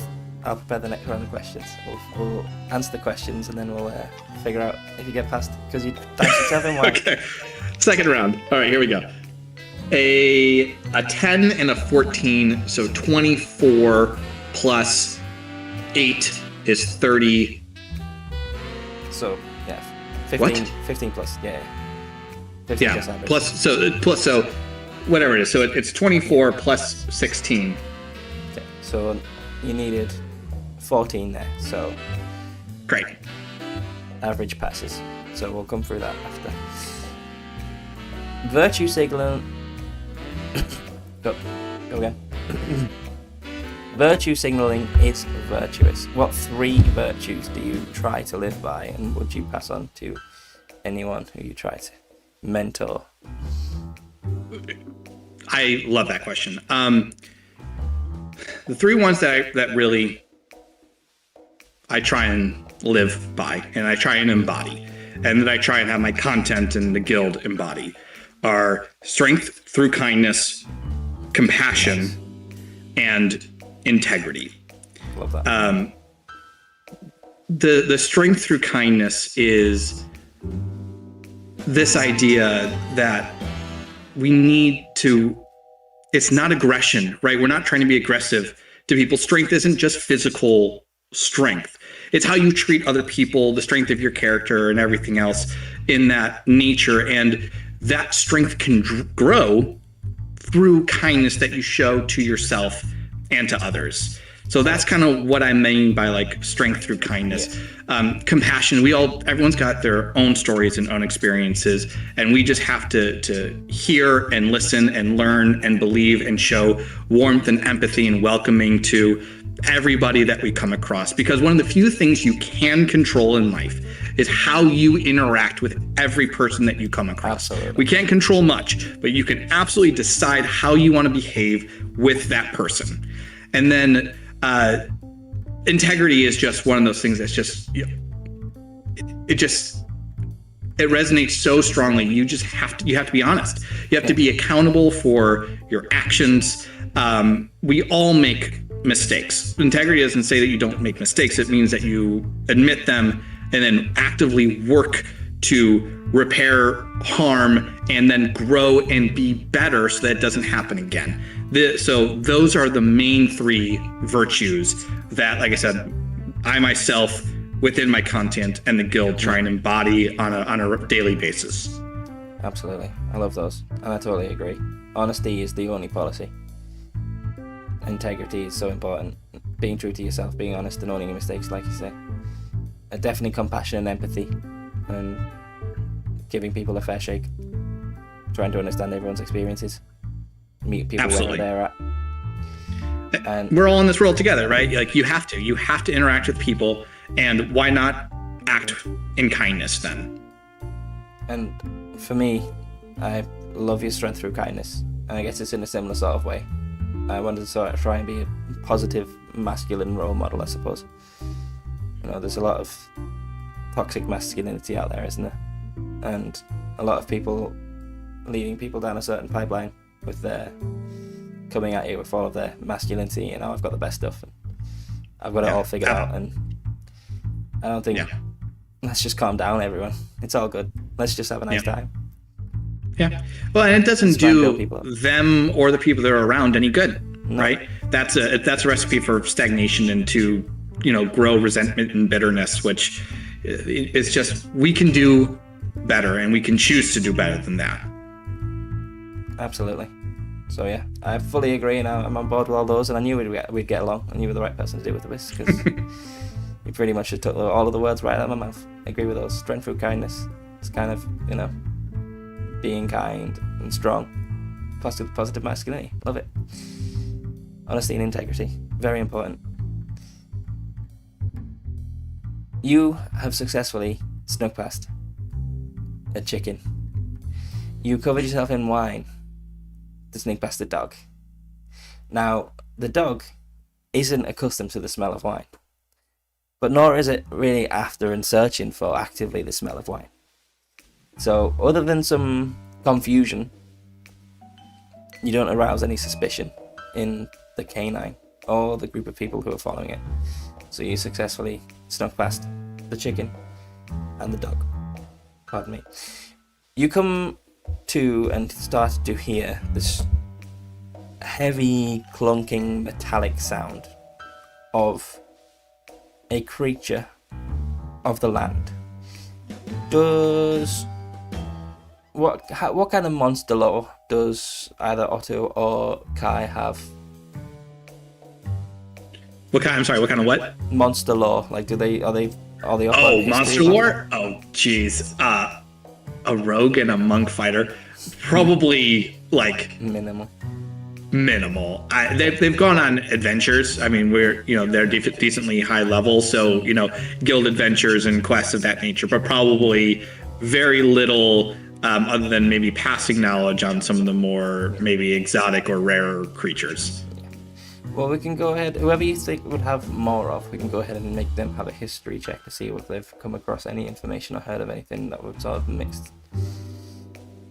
marry up with this creature that's lumbering around at the back of this dungeon.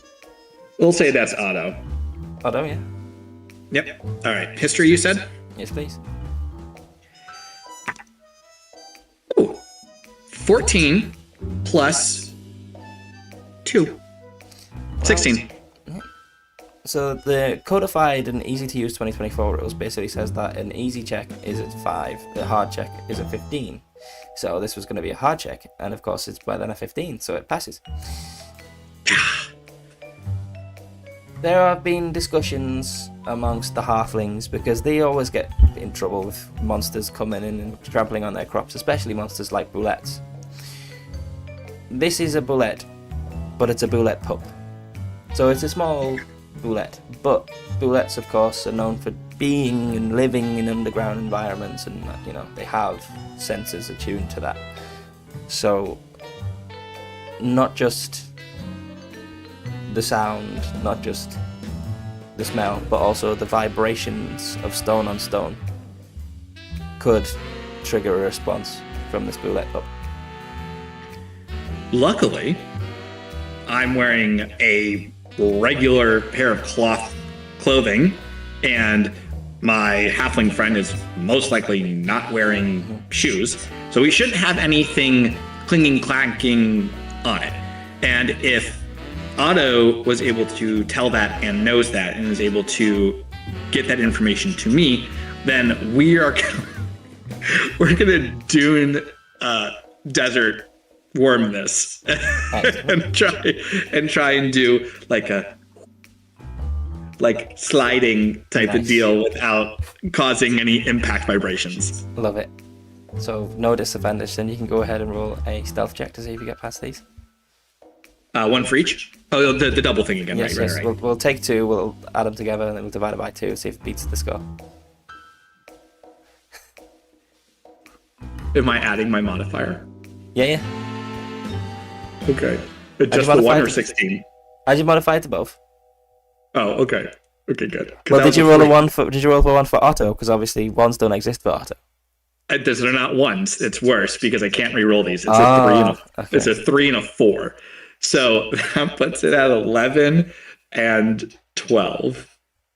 Well, finally, at the final hour, the final possible encounter of this whole campaign. Let's roll some initiative, Mr. Dr. Jenner. No, we were so close. Okay. You were so close to doing this whole thing combat free. I told you those natural 20s were going to come back, and it was only going to be downhill.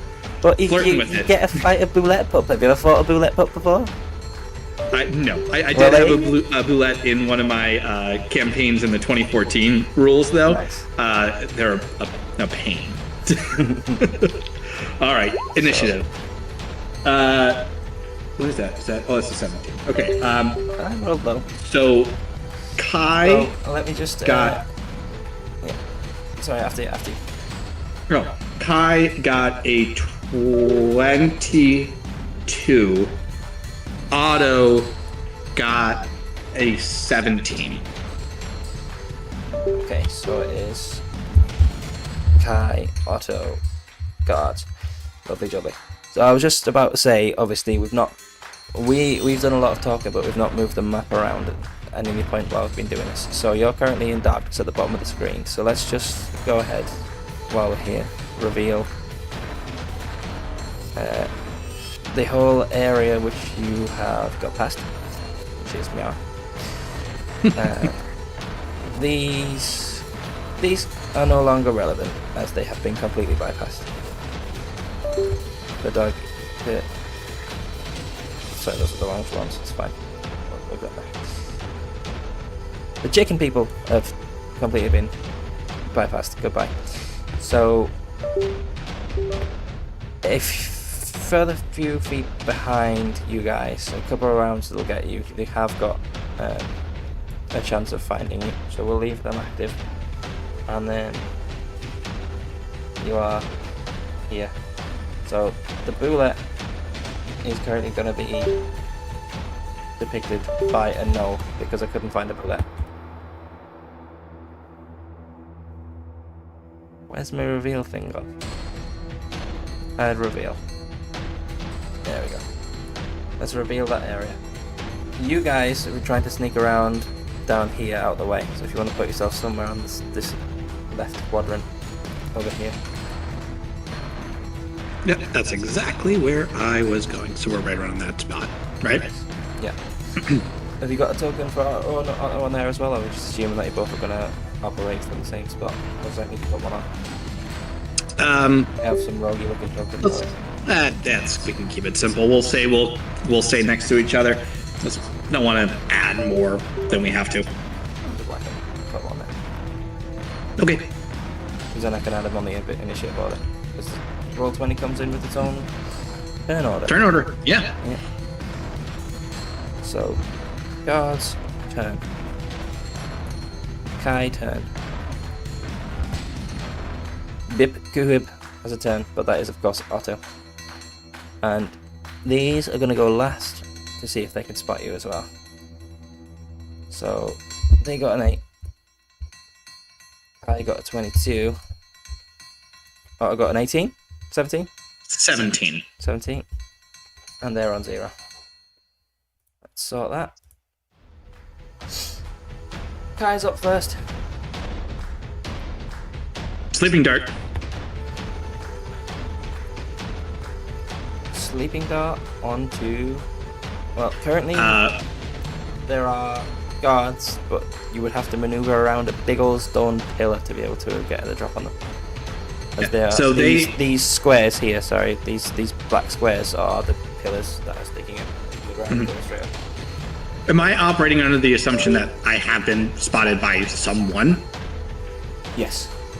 Okay, then that's exactly what I'll do. I'll take Kai with, it's only like gonna be like 5 feet of movement right to the pillar to like just turn around to stay in basically 3/4 cover, and I will use one of my last 2 darts to hit the closest one.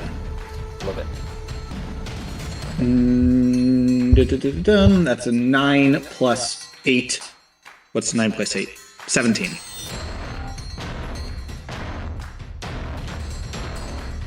I'm going to assume does hit guard. I'm just going to go most of them. And of course, question, as this is a question and play game of D&D. Ready. If you were to design a system for the ground up, would you have a system of currency? Would you have a system of barter? Would you stick with gold, silver coins? Would you have special coins? Would you have coins at all? Sure. So I haven't designed a system, but I have homebrewed an entire world that my players are currently playing in. And so I did like all the god cities, systems, everything like that. I personally stuck with a coin currency just because it was logistically easier. Yeah. They're like bartering and promises, backdoor deals under the table, that all still exists and can be leveraged. Yeah. But when trying to figure out like, well, what do they have to do to get this magical item from this keeper or whatever it was, unless I wanted a never-ending string of side quests for favor type of deal, which would just, I don't know, feel a little tangential to me and not very cohesive to the story, having coin is useful because it also can serve as a narrative mechanic.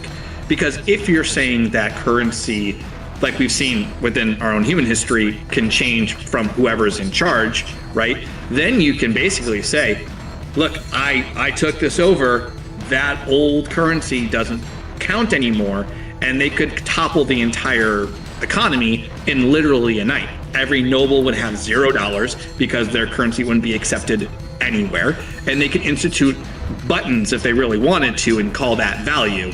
And they could use that to take over. So I think it can serve a logistic ease purpose, but also a narrative driver that an enemy could use to move the story along. So I stick with coins. I love that. I get that. And that makes a lot of sense. I have fooled around with the idea of having a TTRPG system which has no form of currency and it is reliant entirely on secrets and favors. But like you say, obviously everyone just understands currency, and there is a place for having, like you say, variable currency for narrative purposes. Mm-hmm. So I like it. I would be interested in maybe playing a game on a short term with that sort of thing, but I don't know if long term as a whole system it would. I think it could, though, if you're trying to tell a basically RP exclusive type of story. If you are doing a heisty mystery, very low or very basic combat stuff, then you don't really need to worry about that, because then every single one of those like favors or whispers that get you stuff could be narratively important. You don't need to worry about buying stuff. But I think you'd have to specifically create the tone of that system, and it would probably work within a smaller scope of types of stories that you could potentially tell. Yeah, maybe for like a level 1 to 4 adventure, but not for a whole campaign setting, perhaps. But who knows? I mean, there has been times in history where there wasn't currency, right? So obviously that does work to some degree. We're just living under a current capitalist system, which we all ascribe to and understand. So there's just a baseline level of knowledge there and understand how it works. And you wouldn't have to like reteach people how to live their life as well as play a game with them, which I assume would be a lot of stress on the DM. So. There is, Yeah, that might be tough. Yeah. So it's one of those, like, it sounds like a really cool idea, but I'm not going to do it because it sounds too much. That is quite an undertaking to make it all balanced. Yeah. If anyone's watching and they want to get on that, I'll play in it. I'd love to hear the ideas. Yeah. So, you rolled above a 16? A 17, yes. Yes, so the AC of a god, as according to the Monster Manual 2024, is a 16, so indeed you do hit with the blowgun of sleeping paralysis. So that's 6 piercing damage just from the dart itself. 6 piercing damage, so they're instantly bloodied. And then the Constitution. Only have a +1, so D20 +1. Well, that Love to see that. Yeah. So I believe the way draw poison works, or has worked in the 2015, 2014 rules. I don't know if it works the same in the 2024 rules, but if they fail, they become paralyzed. If they fall, like if they fail miserably, like this guy does, they fall instantly unconscious and asleep. Right. So I don't remember. Yeah, that's what happens. Whether or not it's true, it's happening because I'm the GM. That's why I have a cup that says that. That's right. Yeah, and that's how I roll. I'm pretty sure I have a shirt that says because I'm the DM, that's why, or something along those lines. So 1 down, 1 to go, and 1 bullet cup. That is, I'm glad I split them up because Otto should be up, right? Indeedy doody. Turn on. Because Kai doesn't necessarily need. Well, he can with his dagger offhand do a little throw at the pup, and then I'll let Otto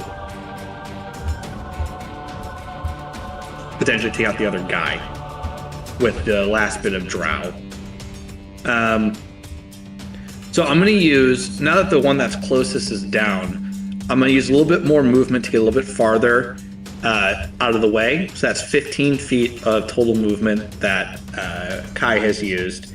And in this new position, I guess he'd have to be a little bit higher up, we'll offhand throw a dagger at the pup. Not aiming for any vitals. Kai is not going for any lethal attacks, just to get him down and out of the fight. So go ahead and make a roll. Obviously, you're stealth, so it would be sneak attack if you connect. Monk fighter, no sneak attack. I don't think. Oh, you're doing Kai, not O. This is still Kai, yeah, and then Otto will be next. next. Yeah, right. Sorry, it's because I skipped on the 10 on it, but I should have done it yet. That's my bad. Okay, yeah. So that's all right. Just dagger then. Go ahead. All good. Make a roll. 12 on the dice plus 8 is a dirty 20 on the dagger throw. That does hit. All right, 1d6 plus 5, 7. 7 points of damage, which puts it at. Oh, let me take a note.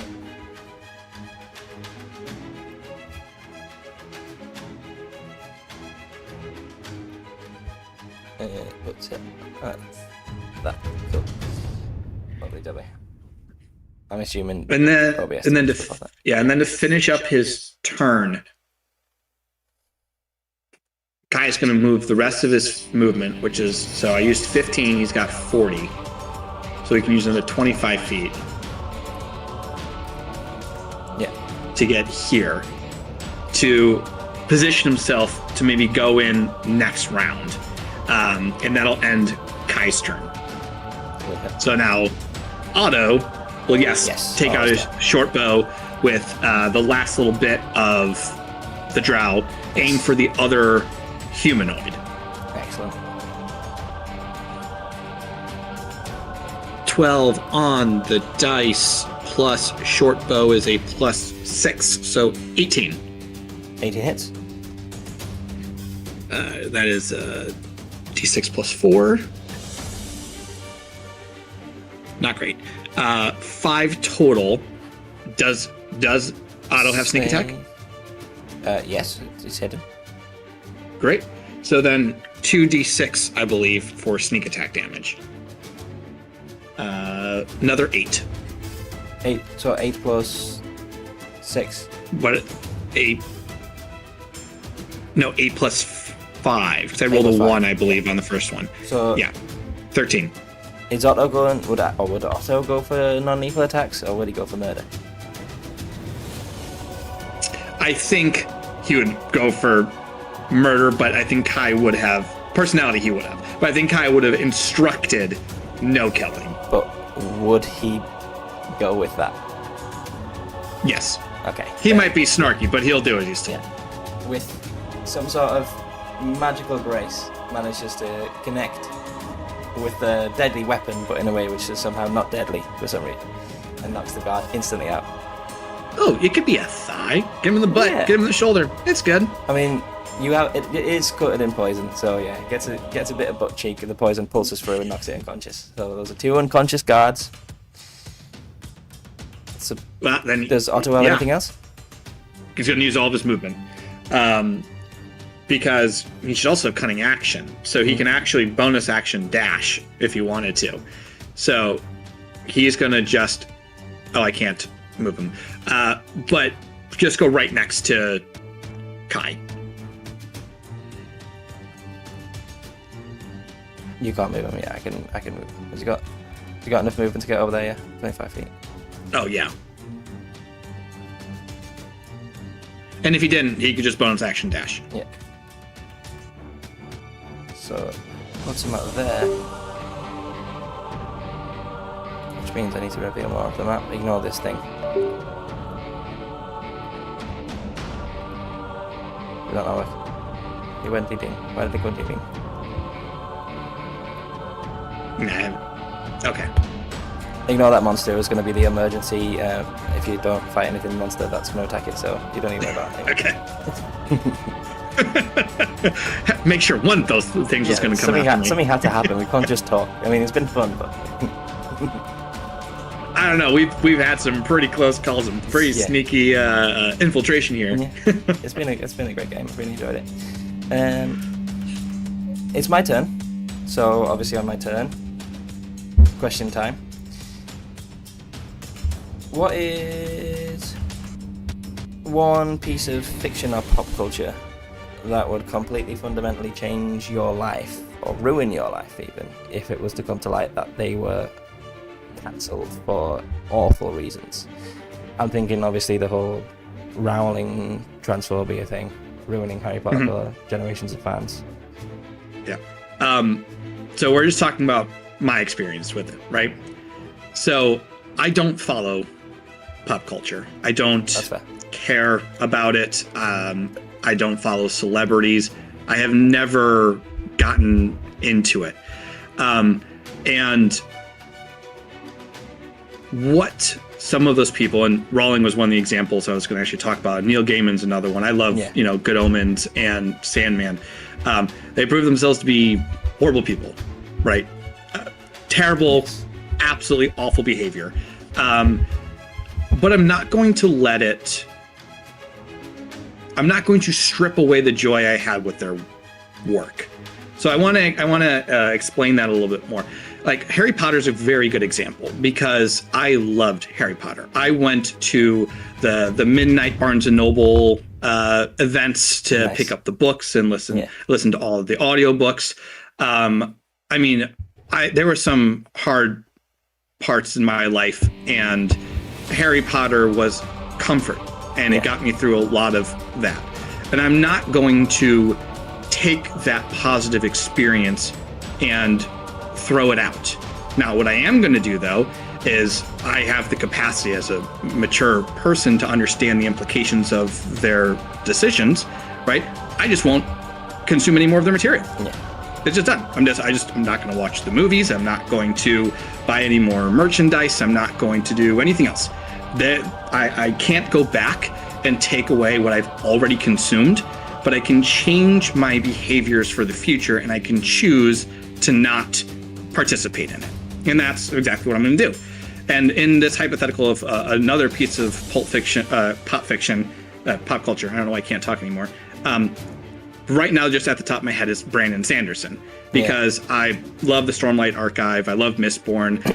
The Cosmere RPG, I bought the books. I'm working through them. They are dense, just like the Stormlight Archive, and I really want to play, right? And the movies, because there's like a movie coming out now too, apparently. So like I have consumed most of his books and most of his materials, and I love it. But if it came out tomorrow that he was part of some horribly heinous act, right? The books are down. That's it. I don't play the Cosmere RPG. I don't finish the Stormlight Archive books. I don't do anything else. That's done. It would suck, yes, but it's also not going to fundamentally like change my life. And then they can be held responsible for their actions. And that's that. That's their problem to deal with. So that's kind of how I feel about all of that. That's perfectly fair and valid, mate. Totally agree and sympathise. And you're a better person than me, because if it was to come out tomorrow that like Tolkien was, did some stuff, he was in those files, that would wreck me. Like, it's pretty much my entire personality from the age of as soon as I watched those films. Just kind of complete tonal shift from, I guess the Americans would call it a jock, like big like football, to just fully embrace nerddom. Well, I mean, I took a couple of years of hiding in a nerdy closet and still getting involved in football, rugby, swimming, karate and stuff until I gradually phased everything else except soccer, football. But I made a lot of friends through bonding over Lord of the Rings. My best friend ever, and it's going to be the best man I've ever met in. We met, and on the first night we said, "Do you want to watch Lord of the Rings Extended Edition?" Yes.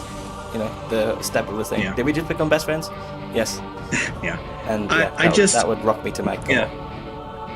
Maybe everyone's got their own experiences and personally held beliefs in all of this, but like, I don't think anyone should punish themselves because of someone else's actions. Yeah. You personally aren't responsible for what they have done. And I also don't know if it's helpful to punish yourself by ruining positive memories that happened in the past. You learned something new, you make a new choice, but you don't need to hold yourself responsible for somebody else's actions. And so I know a lot of people talk about, well, you can't separate the artist from the art. And I think that's true. But you also can't separate yourself from your past experiences either. You can just choose to behave and consume in a new way as you learn more information. It's the same thing with, we do it in science all the time, right? We do it in healthcare all the time. We promote these things to the best of our knowledge, and whatever the current research says, we do that because that's best practice. And then when we learn something new, we change our recommendations, right? I think that's not the same, but a parallel in what I'm trying to say. I'm all for that. I totally agree with you, and that's excellent advice for anyone who's watched this far. Thank you very much for an excellent answer to that. Again, excellent question. I have another one for you. Have you ever had any bad mistakes or character deaths in your playtime? Not character deaths so much. Our group that I was, my home table did have a TPK, but I have made some bad mistakes. One in particular, when I was first learning and DMing at the beginning. Yeah, it wasn't an adjudication though thing. It was a communication thing. I wasn't as clear about things, and people I cared about felt left out and excluded. And obviously I wasn't trying to do that. That wasn't the intention, but it doesn't change the fact that they felt that way and that I hurt them in that way. And so that was a really hard lesson. And even though I communicate with people every day as a physical therapist, right? Even though I communicate with players all the time, I still make bad mistakes that have consequences, and it's a skill that needs to be worked on. And because of that, I've really made it a point to try and be as communicative as possible, asking as many follow-up questions as I can, making sure and trying to create a space where people, if they do feel uncomfortable, can tell me that, and then I can take action for it. But that hurt. That didn't feel good to treat people I cared about like that, whether it was intentional or not. So that's been a very intentional practice since then.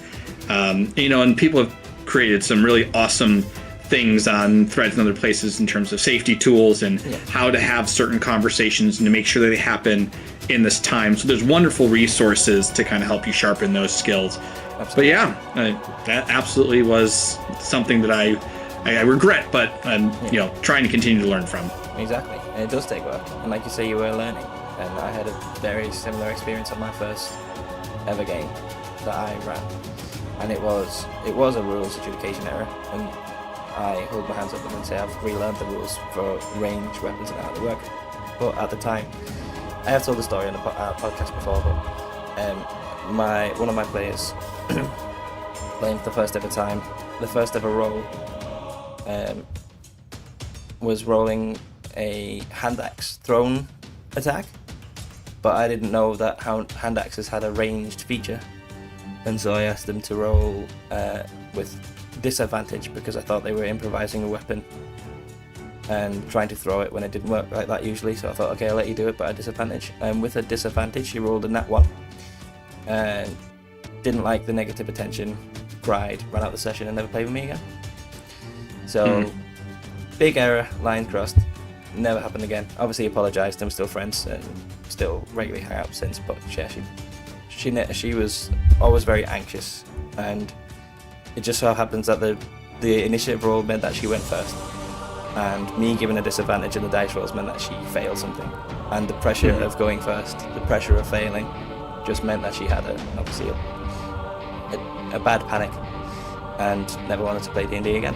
So I hold my hands up and say I've apologised profusely to her since, and I've relearned the rules and talked through everything first, like you say, communicate, saying, this could happen. Do you feel okay if this happens? Things can go wrong, things can fail, but not put anyone in a position where they feel like they are exposed and they feel like everyone is judging them. Is very important. Yeah, it's a game. We want everyone to feel safe and comfortable and to have fun while they're playing our games and our stories, and try and minimize risk and harm. But as long as you're aware of it, and like you said you did, take action steps to rectify the situation. That's kind of a part of growth. Yeah, I mean, you feel awful. You never want to make anyone feel like they've had a negative play experience, especially not on their very first time, in their very first role. So yeah, hard lessons to learn, and obviously negative for everyone involved. But yeah, we spoke it over. She came back and she watched the rest of the game. She chatted to everyone. Still friends. Still hang out to this day. Just sadly don't play D&D. And on that sad note, the bullet, after the guards have been knocked out, the bullet begins to use its tremendous digging speed and ability, its natural ability and its natural habitat, to try and get the hell out of Dodge. Are you gonna try and stop that from happening, or are you willing to let it try and escape? It can go free. You can go for it. Cool, so that encounter is over. However, we still have 3 yonder enemies, one of them being a dog. So it's their turn, and this could be the last turn, as they're going to try and see if they can spot you, as they've heard something happening between them. They've heard some digging, and naturally, of course, they roll a 5, so that doesn't happen. So Shadows. they continue on their patrol and start heading around, not unknowing that anything is taking place. So just before we end that encounter, have you ever experienced character death, TPKs, anything of the like? Yeah, I've been lucky where I haven't had one of my own original characters be killed, which is nice. I don't look forward to that day where I'm sure it will happen, but I did have my first TPK a few months ago. Ooh. So this is actually a bit of an interesting story. I had just played Call of Cthulhu, and I loved it. It was spooky, and I'm not really into horror much, but the guy who ran it was phenomenal. Sounds awesome. And it was so much fun, and it was so different than D&D because things typically don't work out very well. Yeah, it's much harder. It is just a ticking clock against the TPK. It's gonna happen. Right. You're gonna succumb to badness. It's just how long you can survive until it happens. That's right. At my very first roll up, my character almost drowned, literally within the first 2 minutes of the game. We got lucky and we got through it better than we should have. The dice were on our side. But the point, I say all that because I had such a good time, but I don't know the system. I don't know how to GM Call of Cthulhu. And at that point, Daggerheart hadn't really been much of a thing yet, but I knew about the fear and hope tokens and kind of how that worked. So I decided I was going to put together a little short shot for my players, and I was going to intentionally make it harder, intentionally try my hand at a little bit more of a horror theme, and I even created what I called peace and paranoia tokens to replicate kind of this idea of expenditure of currency that you can change the game with. And from the very beginning, I was like, this is supposed to be harder. It's not impossible, but you have to communicate better, and you have to strategize this a little bit more. Their whole thing was, it was had Suicide Squad vibes as well, where there were an old band going on an impossible mission type of deal, and it was in outer space to search this derelict ship because something happened to the crew and they all disappeared, and are met with various horrors and things of that nature. And each session they kept reinforcing this is hard, this is hard, it's so hard. And the long story short here, the main bad guy was a mind flayer, and they came across a tub of mind flayer worms, just like in Baldur's Gate 3, nice. right? Get them in there. Straight in the eyes. And one of my players decided to push their luck a bit too far with the worms, and he also wanted to kind of explore what it meant to be a more complex player and kind of make bad choices and turn bad and stuff like that. So he ended up helping the BBEG at the end for part of it, because he ended up succumbing to the worm and everything else, until he was able to shake it a little bit and try and help the rest of the party. And they rolled incredibly well. They almost made it despite everything. But it did end with all of them getting knocked unconscious, all of them getting infected by the mind flayer worms. Love it. Yep, and all of them having to join the enemy at the very end. It was definitely a very different feel for them, because they just hadn't experienced anything like that before. Definitely. But we all learned we all learned that day. I mean, obviously the follow-up is, did you then pick up a session later where you are mind flayers trying to take over the globe? Is that in the pipeline at some point? I have been working on some things. They love are it. getting through this current story that I have for them, but that was an immediate afterthought of like, Yeah, oh, I mean, what it's the happened next? logical next step. Like, I mean, we're in this Yep. reality now. Let's embrace it and let's chaos. I love it. Thank you very much for answering that question. And I guess there's naturally one more question, which is, Dr. GM Anthony, why should my subscribers become your subscribers and my followers become your followers? Thank you for that excellent question. And because I don't want to get my tongue tied or say anything that I'm not trying to express, I wrote something down. So forgive me for reading, but I want to make sure that the words are right, and I'm saying what I mean to say here.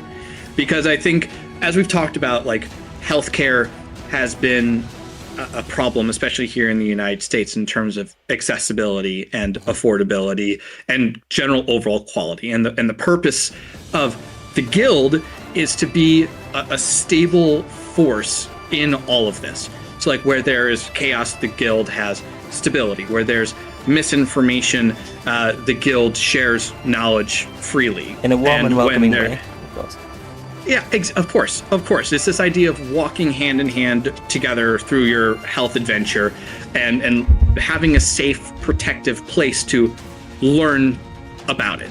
And so I try and put all of that into what I do and the mission for why I continue to put out content in the way I do, and the entire purpose for the guild even existing in the first place. And so that kind of leads me to this little bit here. And that is, the guild and my content are meant to be a safe and supportive place to learn and go on your health adventure. It's not about shame, guilt, trends, extremes, or manufactured urgency. It's grounded in structure you can play based on real science and designed to be a system that fits your real life. This is health protected by knowledge and built without shame. I create literal health games that transform everyday life into a playable health adventure. I'm the keeper of the guild, and I'm your health GM. And as for the guild, this is kind of what I want everyone to feel. To all who decide to enter the guild and to enter our halls, you are not alone. Strength grows through kindness here. Knowledge is shared openly. We lead with outstretched hands, and shame has no seat at this table. No one walks their health adventure alone, and no one is left behind. So if this feels like your kind of energy, if this feels like a table that you want to be a part of, then just know that you already belong. You're already a part of that ecosystem. And you can jump right in and subscribe to my newsletters, where I go into more in-depth things in terms of like the practical use and application of health and fitness and different terminologies. This year it's structured as like a game tutorial, so small little chunks where you learn how to play health. Or if you just kind of want to have a look around, you can always look at all my free stuff and subscribe to my YouTube, Threads, or Instagram. And my handle's the same across all platforms, and that's at Dr. GM Anthony. And I subscribe to your newsletter, and it's really good. It is definitely approved by all of us here at Roleplaying. Thank you very much for that. You've worked hard on that plug, and it's really good. And Thank you. I endorse the message.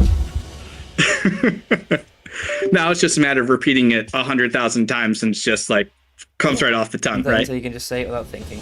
That's what we want. So you successfully navigated the dungeon and come to the wall at the back. You find, for the sake of brevity, you find the hidden nook and put in the key that you found earlier on to open the lock upstairs.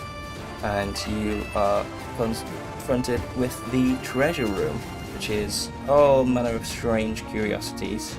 Some dwarven artifacts, full skate armor, a dwarven thrower, you know, those hammers you can throw. Your guild documents, along with a pile of other official documents collected from all over different realms. And indeed a key made of bone. And what would you like to be in there? what would Kai's ideal bit of treasure be? That you can take forth if you ever play this character again. I think Kai is just in love with the adventure. And if there were maps or secrets that could be explored that led to hidden truths and buried secrets, he'd be all over that. Well, in the pile of documents where you found your guild certification that you came here for, there was indeed reams of maps in different ancient languages with ruins with X marks the spot all over it. It's an adventurer's literal treasure trove down here. Would Kai be the kind of person to return the skeleton tea to the guy as promised, or would he keep that for himself and would have a key which opens lots of doors? He would keep his word.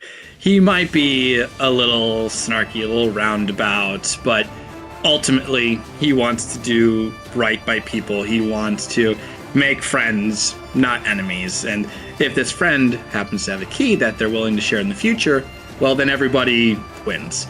So he would keep his word and return it. That's brilliant. And that's an awesome way to end this adventure. How did you find it? How did you find the inaugural Q&Play today? I loved it. I just love playing, and the way that you structured it with a helper plus a little familiar where we could interact and they could take on different roles. It kind of felt like it wasn't just the two of us, even though it was. But the game itself still played well, and it was still fun, and it was I had some great rolls, and I had some really bad ones. And nothing in between. In between didn't exist. It was either terrific or terrible. Yeah, and I absolutely appreciate all the questions. It gives me an opportunity to talk about the things that I love and that I'm doing, and to hopefully introduce it to more people in a really comfortable and what I felt like a supportive environment. So thank you for the game. Thank you for the questions and the opportunity. And I had, honestly, I had a lot of fun. That's fantastic. Thank you very much for the lovely feedback. I hope it was all honest, but we'll talk about that another time. Just before we go, really quick look. I'm not sponsored, but do you like music festivals? I cautiously do. I don't typically love huge, loud crowds that I can't escape, but I do love good music, and I have been known to attend a festival or a concert or two. Well, that's amazing. Because next up in my series of the Q&Play is going to be with a guy who's running a Kickstarter for a TTRPG music festival in the UK. Hopefully, if it gets funded, 2027. Would you be interested in going to something like that? Yeah. That I can do. That sounds excellent. It does, doesn't it? I agree. The link for that's in the description. Back the Kickstarter. There's not much time left, so the guy's going to come on. He's going to try and sell it to everyone, as well as play and answer the questions like you did. So maybe watch that. If you're watching this, Anthony, you watch that too.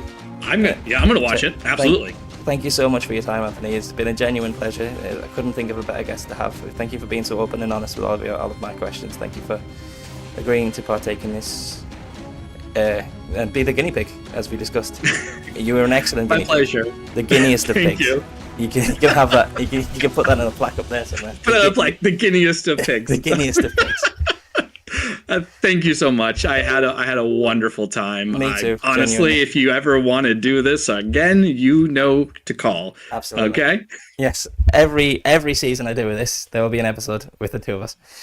Yes. Thank you very much, everyone. Much love. Arrivederci. Thank you.